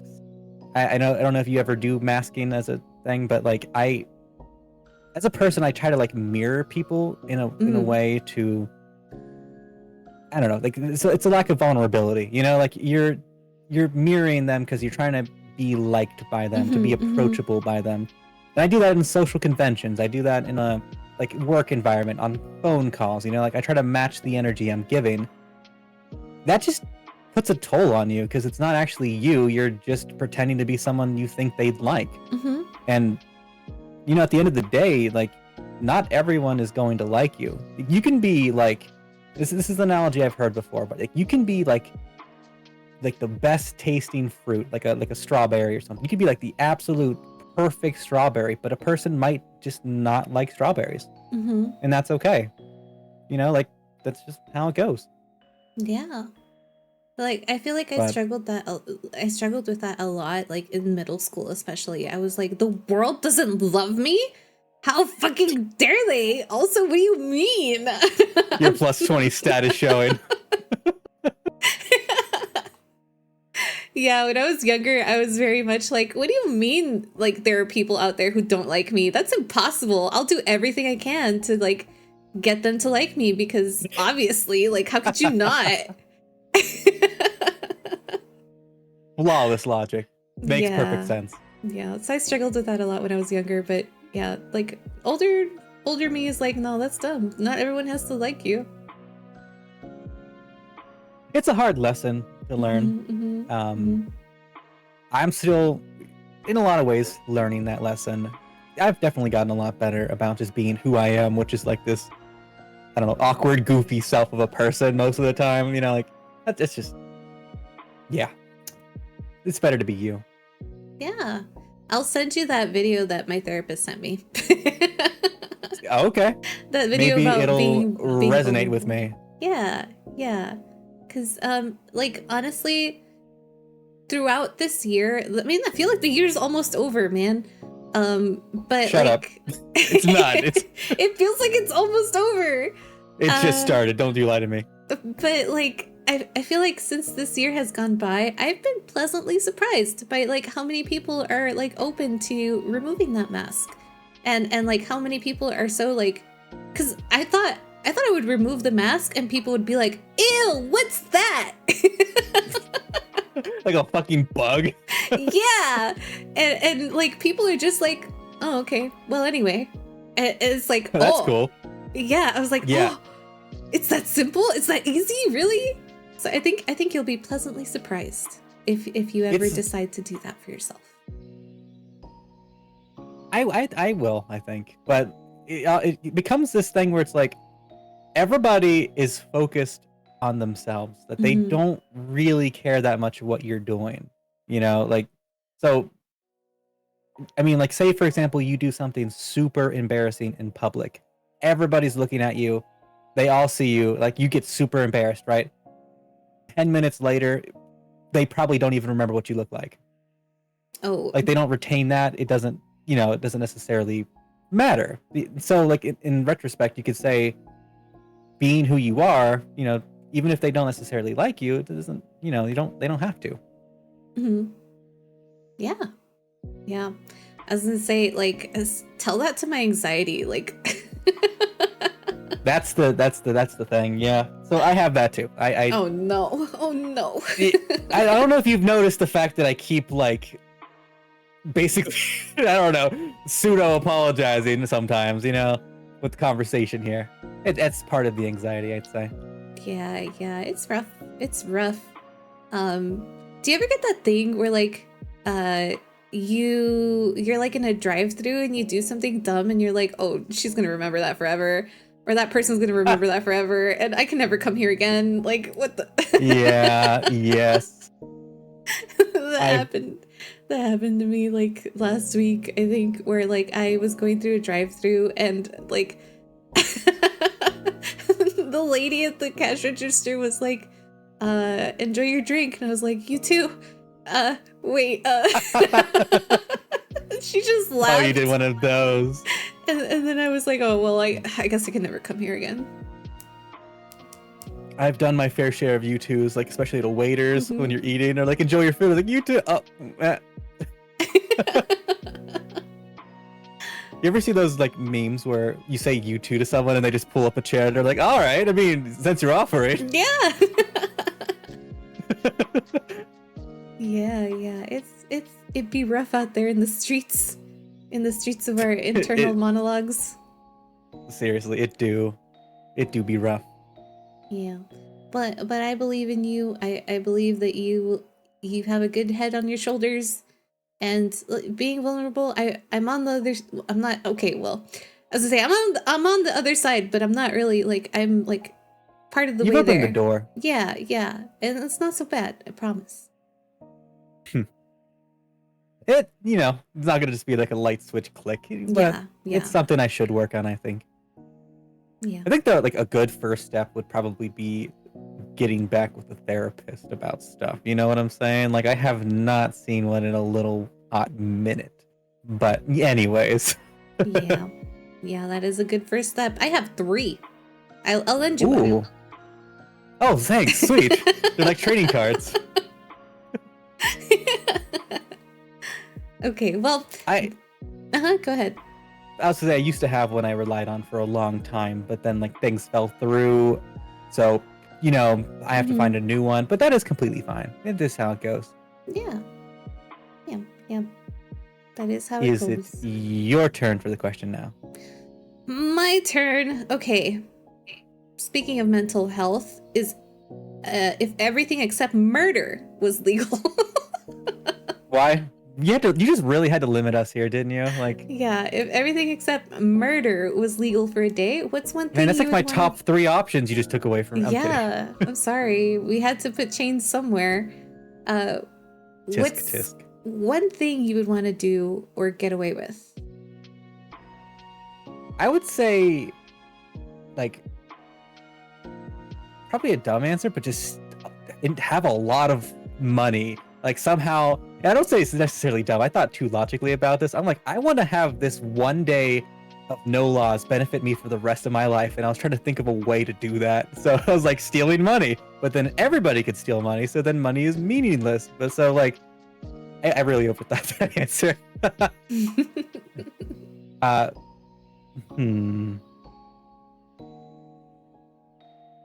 would probably like, in like an answer that isn't logically speaking about financial gain or sustainability, it would probably be like going to places that are like restricted, you know, like Yes.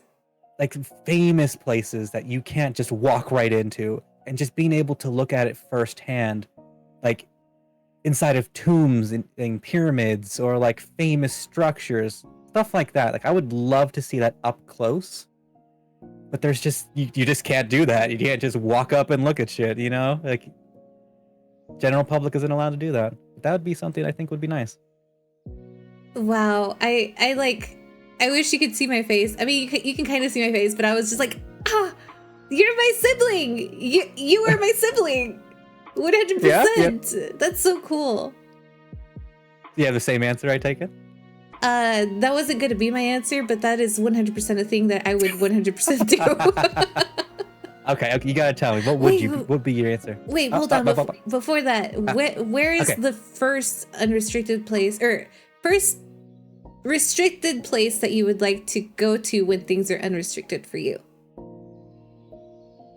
That is a good question. I'm thinking of like,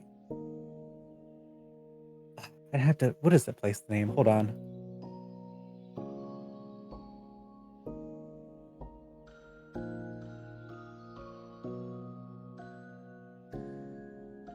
Okay, let me look at this up really quick because I can't remember the name of it. But yeah, you tell me what your answer is, and then I'll get back to you on that. Okay. If everything except murder was legal for a day, I think I would probably, you know, I would get myself killed. Never mind. I was gonna say like hijack a plane and go anywhere I want, but like I don't know how to fly a plane. I mean, legally you don't know how to fly a plane, but I mean, like, how hard can it be? How hard can it be? But if not, maybe I would probably want to maybe along the same lines of like go into restricted spaces, but specifically I would want to go into the White House and learn Area 51. 51. That's Area what I was thinking too. 51. Another option, Area 51. Yes. We can Naruto run in there. Let's go. Naruto run into Area 51. They can't stop all of us. Yes, I will tell the world. I will tell the world if there are aliens in there. That is such a good. I didn't even think about that shit. I was thinking of like beautiful places, but I just can't remember the place I was thinking of. I'm such a gremlin. I just want to go places where people tell me no. No, you can't go there. Yeah. But if not Area 51, the White House for sure. So why the White House? So I could learn the secrets. I could steal the Declaration of Independence. Wait, that's not Okay, even in Nicholas the White Cage. House, but like. It's not. It's in. It's not. Oh. I know, because I've seen it. It's real. Oh, have you? You've seen it Yeah. up close and personal? Yeah, it's behind a bunch of glass. It's in a vault. Like, to actually see it, you have to go into a vault. Oh, cool. but you're able to see it? Mm-hmm. It's just behind glass, and like they lowered the lights so that the lights don't like fade the parchment paper any further. Mhm. But like the the writing on the parchment paper is super faded to the point where I was looking at it and I was like, okay, you're telling me that there's like a preamble, there's like the Bill of Rights in this thing. How can you even tell? It's like ghostwriting. It's faded over years. Yeah, that's Yeah. getting close to 300 years ago. Yeah, it's crazy. I definitely recommend it. And that is a good one. Like going into like museums and shit where like you can just see with unrestricted access all of those like famous artifacts, paintings, just being able to see them up close and personal, not in a crowd. Just really look at it, but carefully look at it. I'm not gonna fucking smudge the Declaration of Independence or some shit. Like, I feel like it'll turn to dust if I touched it or sneezed on it or something. Add your signature to the signatures at the bottom. It's perfect. Yeah, we'll be at the very bottom, like Grooves and Rain. It's perfect. There we go. A founding members of the United States. No, it's perfect. It's fine, you know. And that means we get to tell people what to do now because we are founding fathers Yes. of the state. Perfect. So I couldn't think of the area that I was thinking of, but like there's places that I've seen that were like famous buildings that are restricted to the public. Like there's a place that's like a waterfall house built by a famous architect. There's other places I was thinking about, but like being able to just go into those unrestricted would be super cool, I think. Like just being able to see or just live in a freaking really cool house or something, you know? Yeah. I have like a fascination with architecture, I think. Like I just find it beautiful, you know? It's so fascinating. Like the logic behind how it's made Oh. baffles me. It's crazy. Do you have like a particular kind of architecture that you enjoy the most?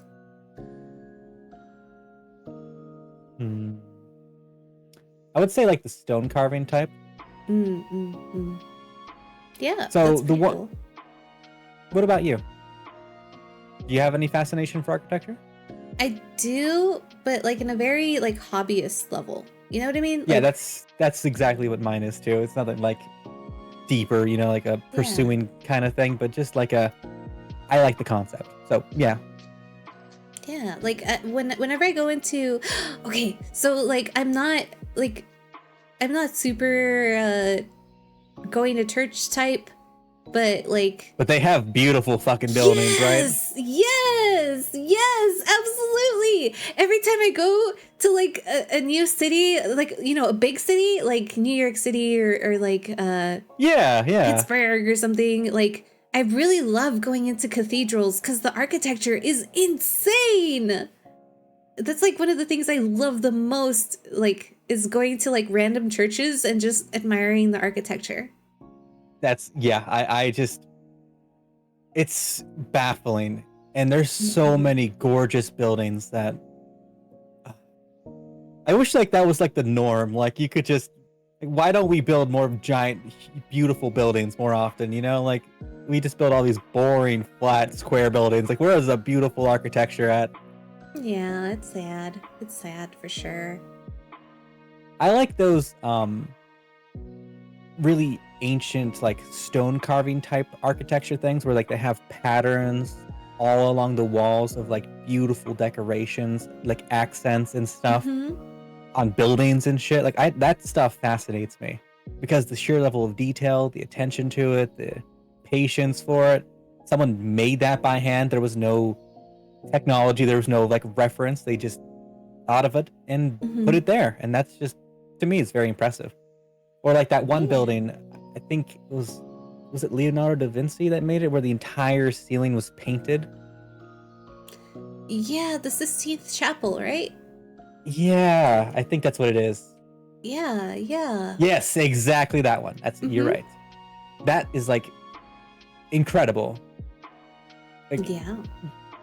they didn't have the tools to easily get on a ceiling that high, you know, like they had to like get what is that called, scaffolding or something Something to get like up there. that. Yeah. I don't recall what exactly he used, but like it's definitely like a lot of the things that he did.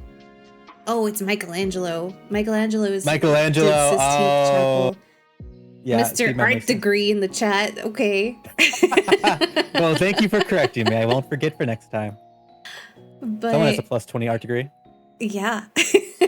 Specifically the art degree is plus 20. Not your art knowledge, but the degree itself. No. You got a plus 20 degree. That's all.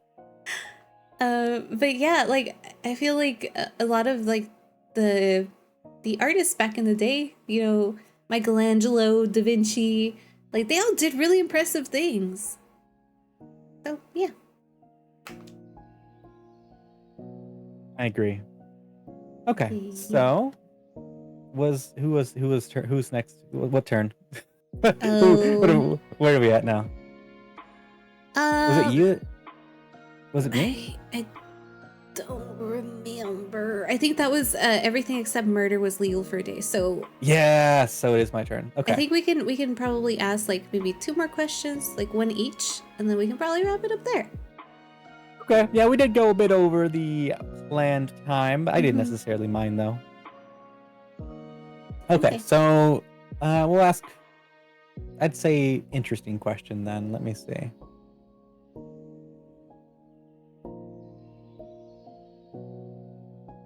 Man, these questions are like, it's hard to pick one.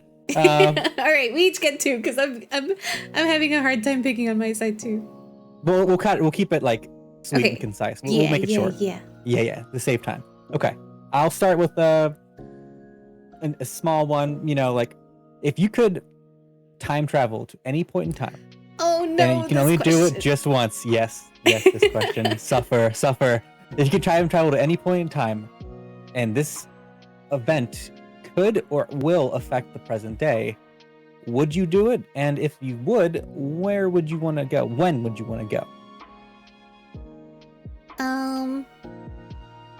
Like this could be altering history levels of change. This could be just something small, you know, like you have like,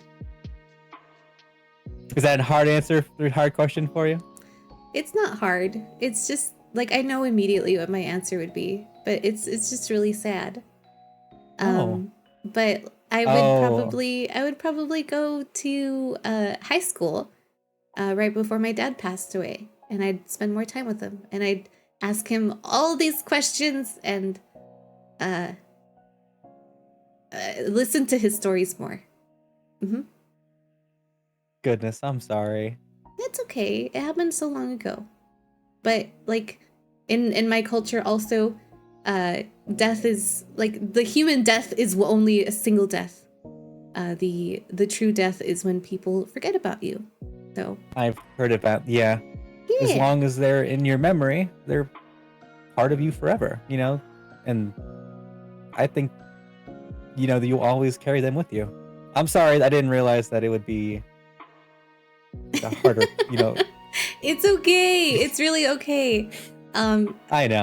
I know. It's, despite it being a sad thing, like I really enjoy talking about my dad and sharing all of his stories because he was a great guy. And I feel like everyone should know, you know? Like, Yeah. How about you share some if you want? he was a fisherman and he really liked fishing. And he had a way of talking with his hands that I feel like I picked up. Very expressive with the hands, I see. Yeah, but like it's hard to explain, but it's like he would hold his palm out, like kind of when you do when you're asking for something, but like he would hold it out in this like weird way, and I do that sometimes too.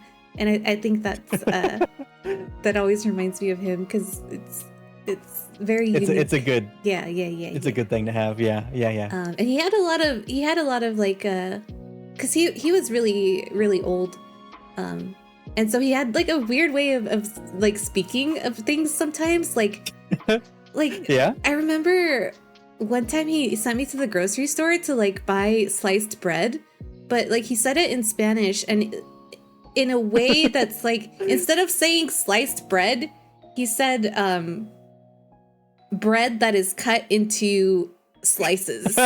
But like in a really old school term, and I was like, "What the fuck? Like, what do you want? What do you want from me? Just tell me plainly." And he's like, Oh my God. just go to the grocery store and tell them that this is what you want and they'll give it to you. And I was like, okay, fine. And went to the grocery store and I asked like 10 people and they were all like, I don't know what I don't know what your dad's on about. So I came home and I complained about it and he was like, okay. And he would also, like, another example, like, he would call my backpack my satchel. And I was like, I love that. Okay. I was like, it's a backpack, Dad. Like, why are you calling it a satchel? What even is that? So uncool. So uncool.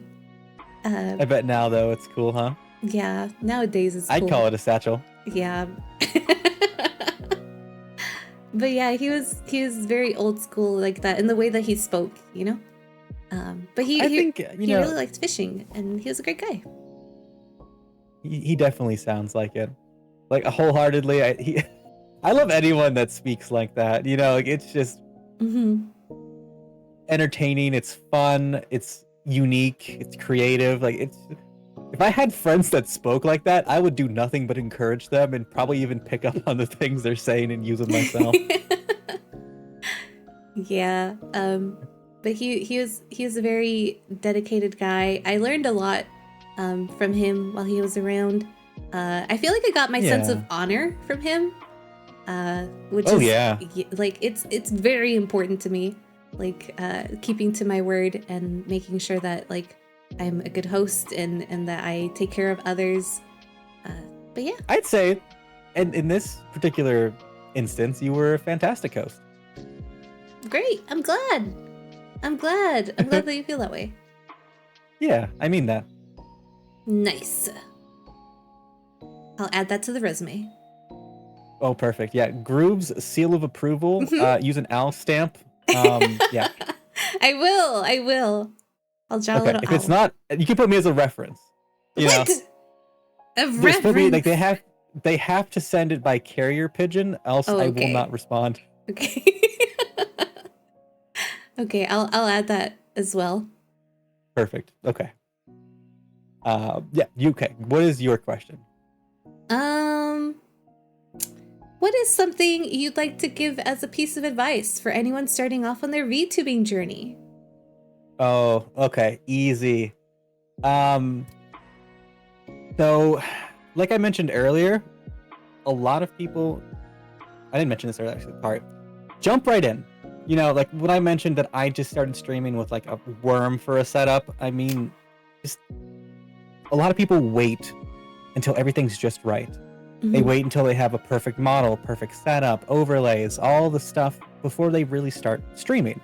And, you know, you might not even like to stream, and then you'll invest all this time, energy, effort, and money into something you might not even realize you like. And, you know, if you do start streaming and you do end up liking it, it only encourages you to pursue that goal more. Because you just, you realize, like, this is awesome, this is fun, I like doing this. So it just encourages you. Instead of like waiting for like a big debut, just smaller streamers, just jump right in. And you never know, I'm sure a lot of people might like that. Like they liked me as a freaking worm. So, I mean, I feel like any of you guys can really succeed if you put your mind to it. That's so cool. That's so cool that they still liked you even though you were a worm. Yeah, nobody told me until after I wasn't a worm, though. Oh, I'm only a little sweet. spiteful, just a tiny spiteful. They were probably just trying to spare your feelings. It's fine. I want the honesty. I want the facts. I want to be told I look like a worm so I can fix it. Oh well, that's cool though. I feel like I need to go back and look at this worm model. No, the VODs are gone. You'll never find it. No, I'm sure someone has it. I'll look around. Actually, I probably have a VOD of that somewhere. I'm not gonna lie. I think I do. I'll find it. I'll put on my detective hat. I recorded a playthrough of a game where I had that model set up, I think. It was... I forget the name of that game. Signalis. You ever play that? I've heard of it, but I haven't played it. Very good. I'll add it to the My backlog. viewers said they have a very quick question they want to ask, so I'm just Yeah, go for it. yeah. What's your question, Fishy?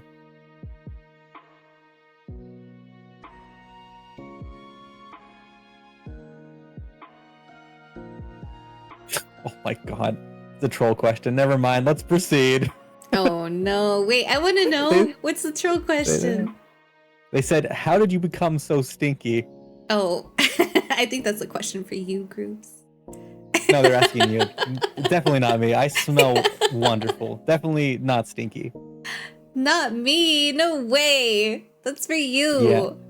No, they were asking it. You know, like they said, can the chat ask questions? And you know, like they're asking you. Mm-mm. No way. No way. I don't believe it.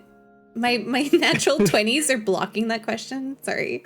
More like they're blocking your recognition. Like you're not aware that anyone I don't views you as perceive stinky. it. I don't. Therefore, it's not real. It's not real.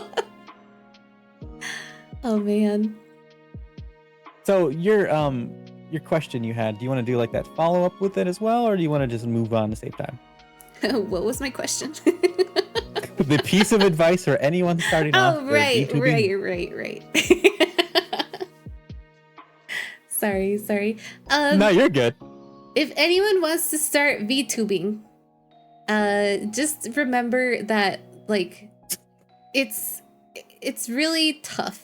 It's a lot harder than it looks. I feel like VTubers really make like we be out here making things look easy, but it's not. It's really not. There's a lot of planning, a lot of research, a lot of like time spent putting things together and planning things for the future, and like also if you're in it because you want to make friends, like that's a pretty noble cause to go for, but like it is so hard. It is so hard to actually make friends in this world, which is something that I Oh never my god. which is something that I 100% did not expect, and I feel like culture shocked me a little bit cuz like I That's really so true. I really wanted to make friends, dude. But there's It's so many just a people. matter.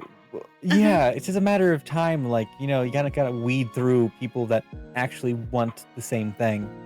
Yeah, and I feel like that's what it comes down to, because like there are so many people out there who are not interested in making friends, even though they say they are.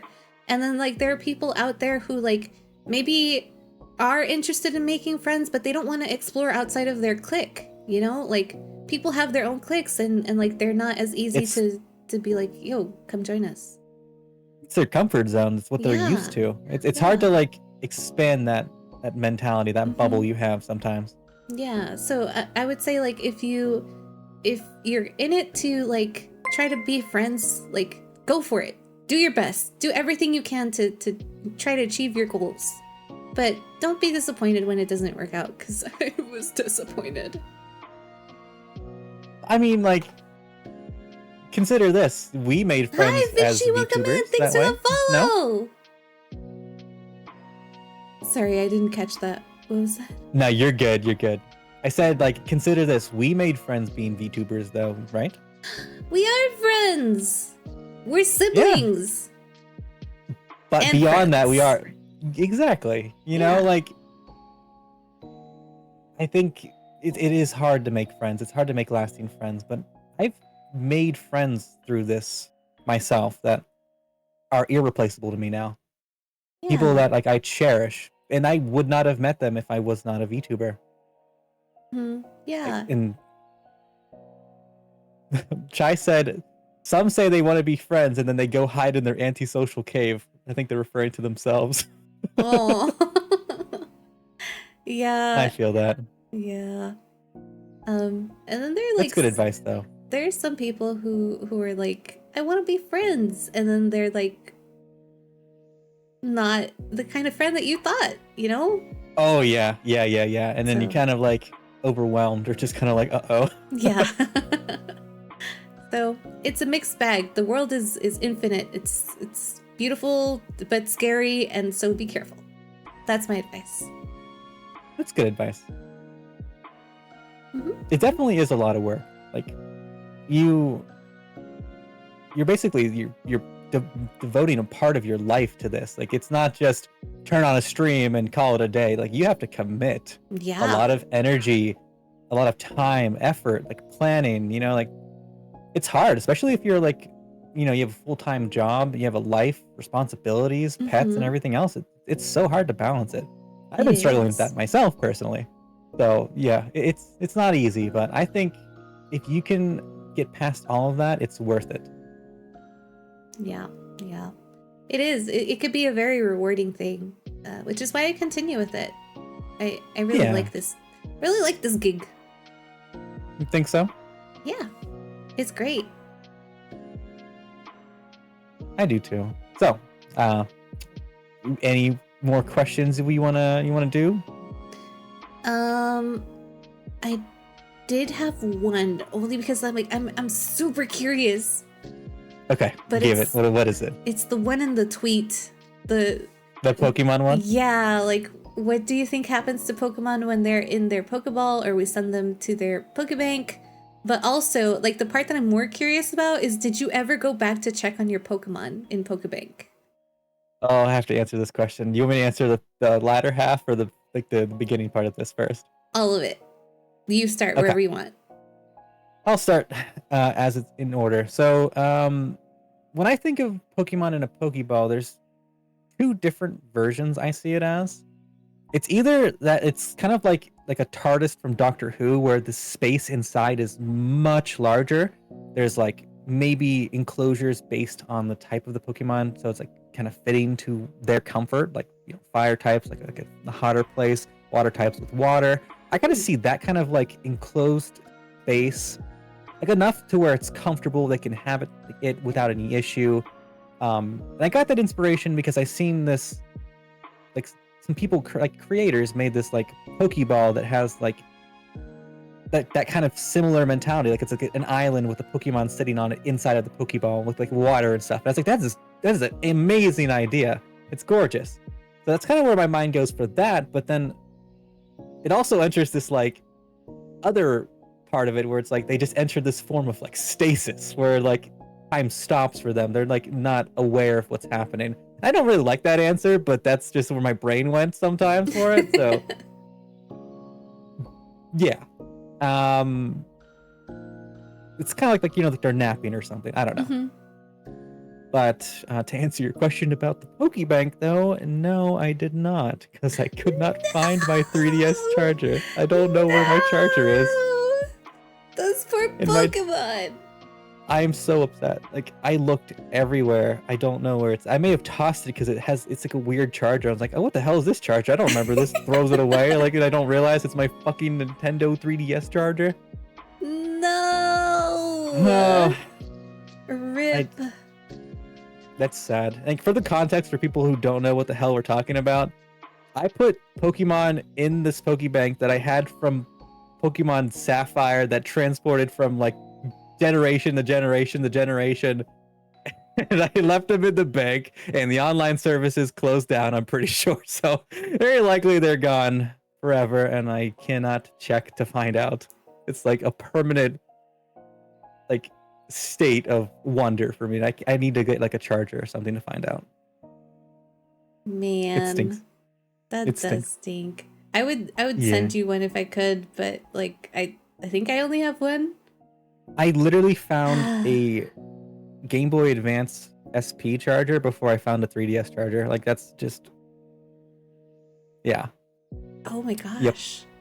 I forgot I have one that of those those. had I forgot that those had wires. Yeah, That's true. they do. They do. Man.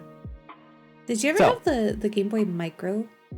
No, I started with a Game Boy, regular one, I think. Okay. I had a Game Boy SP. Yeah, I have that actually on my desk right now. I'm looking at it.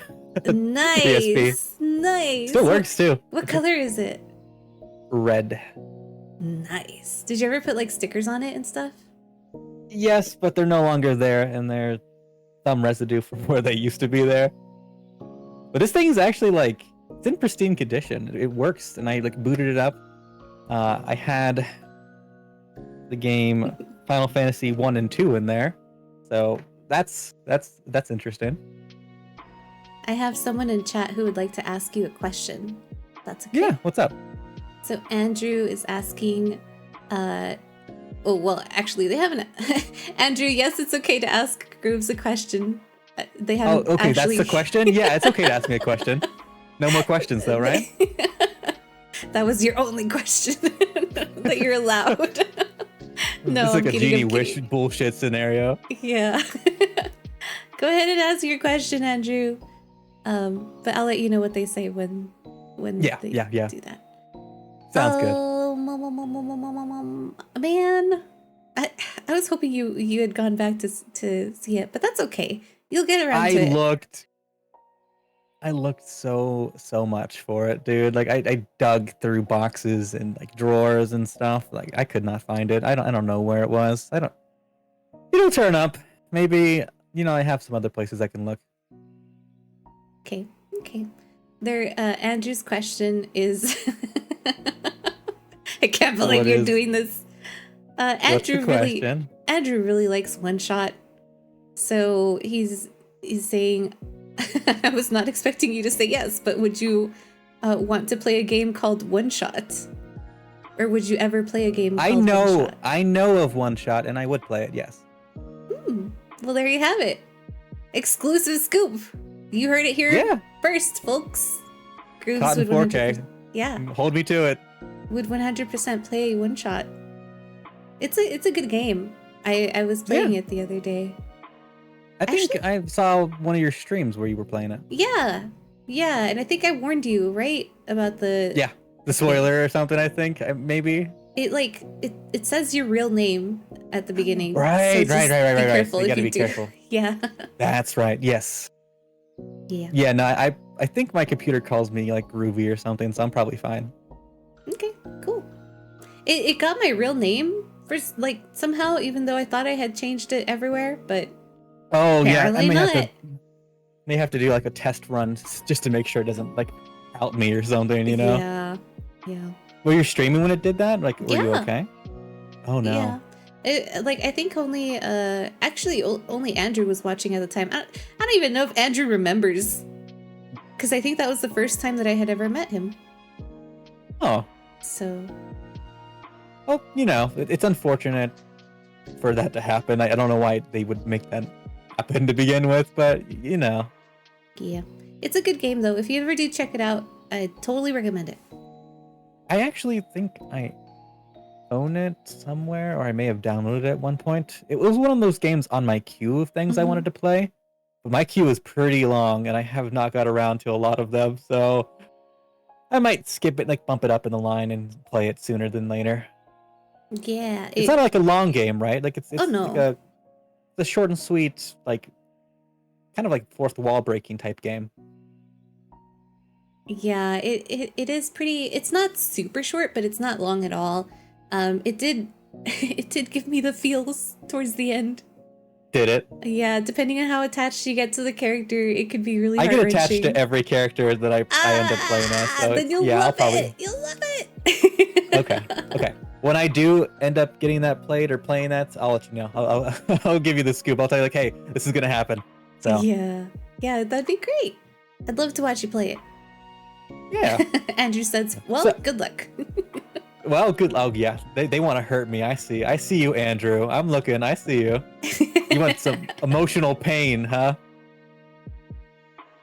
So, I think I know you wanted to have the stream be an hour and a half, and we're looking at over 2.5 hours. So, it's a safe bet if you want to end it here. You want to call it here. Okay, yeah, we can end it here. Thank you so much for doing this with me. My first Q&A and our first collab together. Yeah, Thank this you. this is my first time ever doing a Q&A as well. Really? I had a great I had a great time too. It was fun. Yeah, I was a little nervous going in beforehand because you overthink stuff, anxious brain. But it was good. I really had a good time. Nice. I'm glad that you had a good time. Maybe on the survey, put 10 out of 10.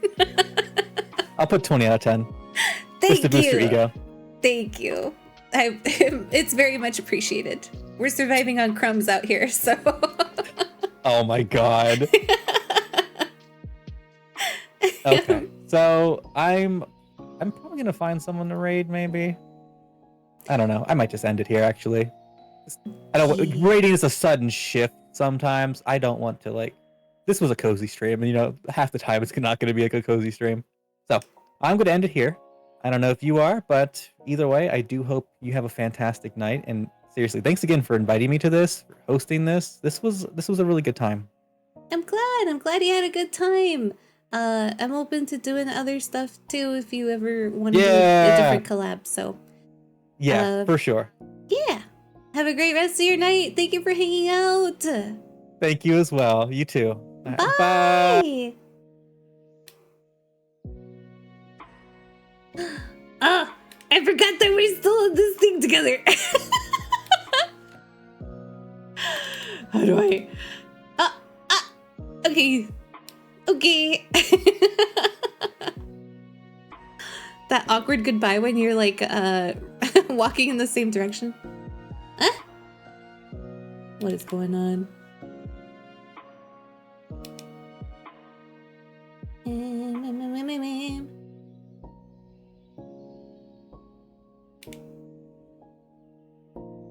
Let me leave this thing. Nice. Okay. All right. It's just you and me, chat. It's just you and me. Did you just Thanos snap Grooves? No, he Thanos snapped himself. I would never do that to Grooves. I would never do that. But yeah, if you guys haven't checked out Grooves, I pinned the message where you guys can go follow him. He's a really cool person. You guys should go say hello and you know, whenever he's live again, go check out his stuff. But yeah, he is my future VTuber sibling. We are still getting to know each other, but I'm really glad that we did this. I learned a lot about Grooves. And it was our first Q&A collab with anyone. And I really want to do more of these. Like, I forgot to mention, but like in college, I almost graduated with a journalism degree. So I really like asking questions and getting to know people like this. So I feel like we could do it up next time. We could maybe do some more stuff, like putting the questions on the screen and like maybe having some yes or no questions and having like chat, you know, vote on some stuff. So yeah, big ideas, big things coming, all those buzzwords. And I get more one-shot content. Yeah, you do. You went and you shilled that one-shot stuff. Good job, Andrew. Good job. Also, did you finish being productive? I hope you finished being productive. Man, I missed so much stuff in chat. Holy moly. I'm sorry I wasn't paying attention to you guys too much. It's always tough when like it's a collab stream to be able to like read chat and get things done on screen as well. So I hope you guys don't mind that too much. Yes. Yes. Also, Portal was in here, and I forgot to tell him about the video because he recommended a video yesterday. You know what? I'll just message it on Discord. But we got a couple of follows. I think Nemo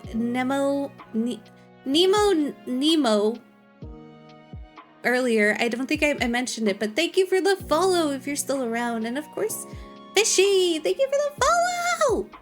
Thank you, Fishy. I think I've actually interacted with you before, maybe on Groove's stream or on Try's collab. But yeah, it was really enjoyable to hear y'all talk. Thank you. We asked some interesting questions and some like really deep questions, so I'm glad that you guys had a good time. I hoped that this would be a very laid back, chill, like just have a song in the background sort of thing. So if that's what it was, I'm really glad. and hopefully you guys got to learn a little bit more about us. So we'll do it again. We'll pick a different victim next time. But yeah, I'm so glad because I really enjoyed my time. And I feel like it was a success. But I'll probably bug Grooves about what he thought about it later. I mean, he said it was a good time. I guess I should believe that, right? Pick a different victim. What? Yes. I gotta pick a different victim to torture with my questions. That's all I mean. There's nothing wrong with that. There's nothing wrong with picking victims. It's how the world works. But yeah, I think I'll probably call it for today at this. I don't know if you guys would be interested in like rating someone. I don't actually know. Wait, asking questions is torture. Shoot. Not like that, Ethan, not like that.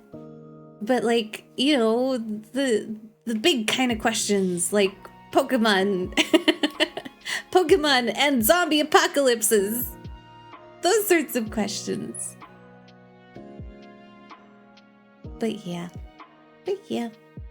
I've got some things that I gotta take care of outside of stream. Oh man, I really did mean it when I said that VTubing is a lot of work. I'm starting to appreciate that a little bit more because I wanted to debut sometime early next year, and so I'm starting to get some things in motion for that. But it feels like the year is almost over. I can't wait for Christmas, but at the same time, like, I need more time. If things are going to fall into place, I need more time. But yeah, I hope that everything works out. We'll see. Like, what is your trying to say something that will not be auto mod? What? What are you talking about? Debut hype? Heck yeah! Yeah, debut hype! I'm looking into like a lore video, and of course finishing up my own rigging. Which I don't think I told you guys, but I ended up starting from scratch because I didn't like the way that the other version was working out. So I started rigging my model again from scratch, but this time it's going a lot better. So we're on a good path. So far, so good. We're doing great. Also, I changed up the music for this collab. I hope it wasn't too quiet. I don't know. I guess I'll check the VOD later. Oh well. Let's see if it makes sense to raid out to anyone. I don't think so. I don't think anyone is streaming right now. Yeah, nope. No one is streaming right now. Whoops. Okay, no raid today. That's okay.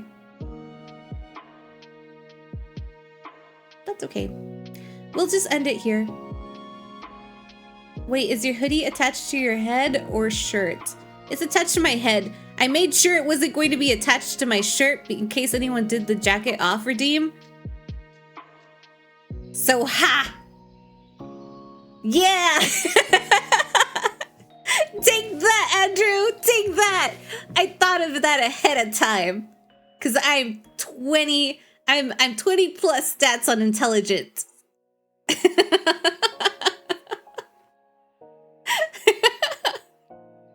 No, we can't see Stick Body. It's too cursed. It's too cursed for a cozy stream. It's too cursed. I had to think ahead. I was thinking in 4D chess before the collab. I was thinking of that. Yeah. I was stronger. I was better. I was faster. Yeah, I clipped it. I think it's clipped to my chin. Wah, wah, wah, wah. Bah. Bah. Bah. Yeah, I think it's clipped to my chin. But you guys can't see. You can't see the jacket come off. Nope. Also, I feel like the cat ears make sense. Like, the horns could technically be poking up to give that illusion. That makes sense. It makes sense. And also, I thought it was cute. So I chose it. I think this is a very adorable look. But okay. I will let you guys go. Tomorrow we are actually doing a Life is Strange stream. Supposedly. I still haven't caught up to the point where I'm supposed to be, but I feel like I have enough time to do it tomorrow. So we'll do it, and if not, then tomorrow we're doing more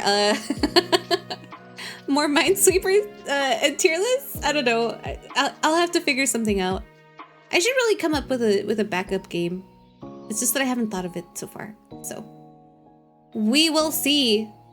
But for now, I will let you guys go. Have a great rest of your night and a great weekend ahead if I don't see you again. I hope your week was good. Holy moly, it's Friday, guys. Go out and do something great. All right, I will see you guys later. Have a good one. Good night. Bye. Bye-bye.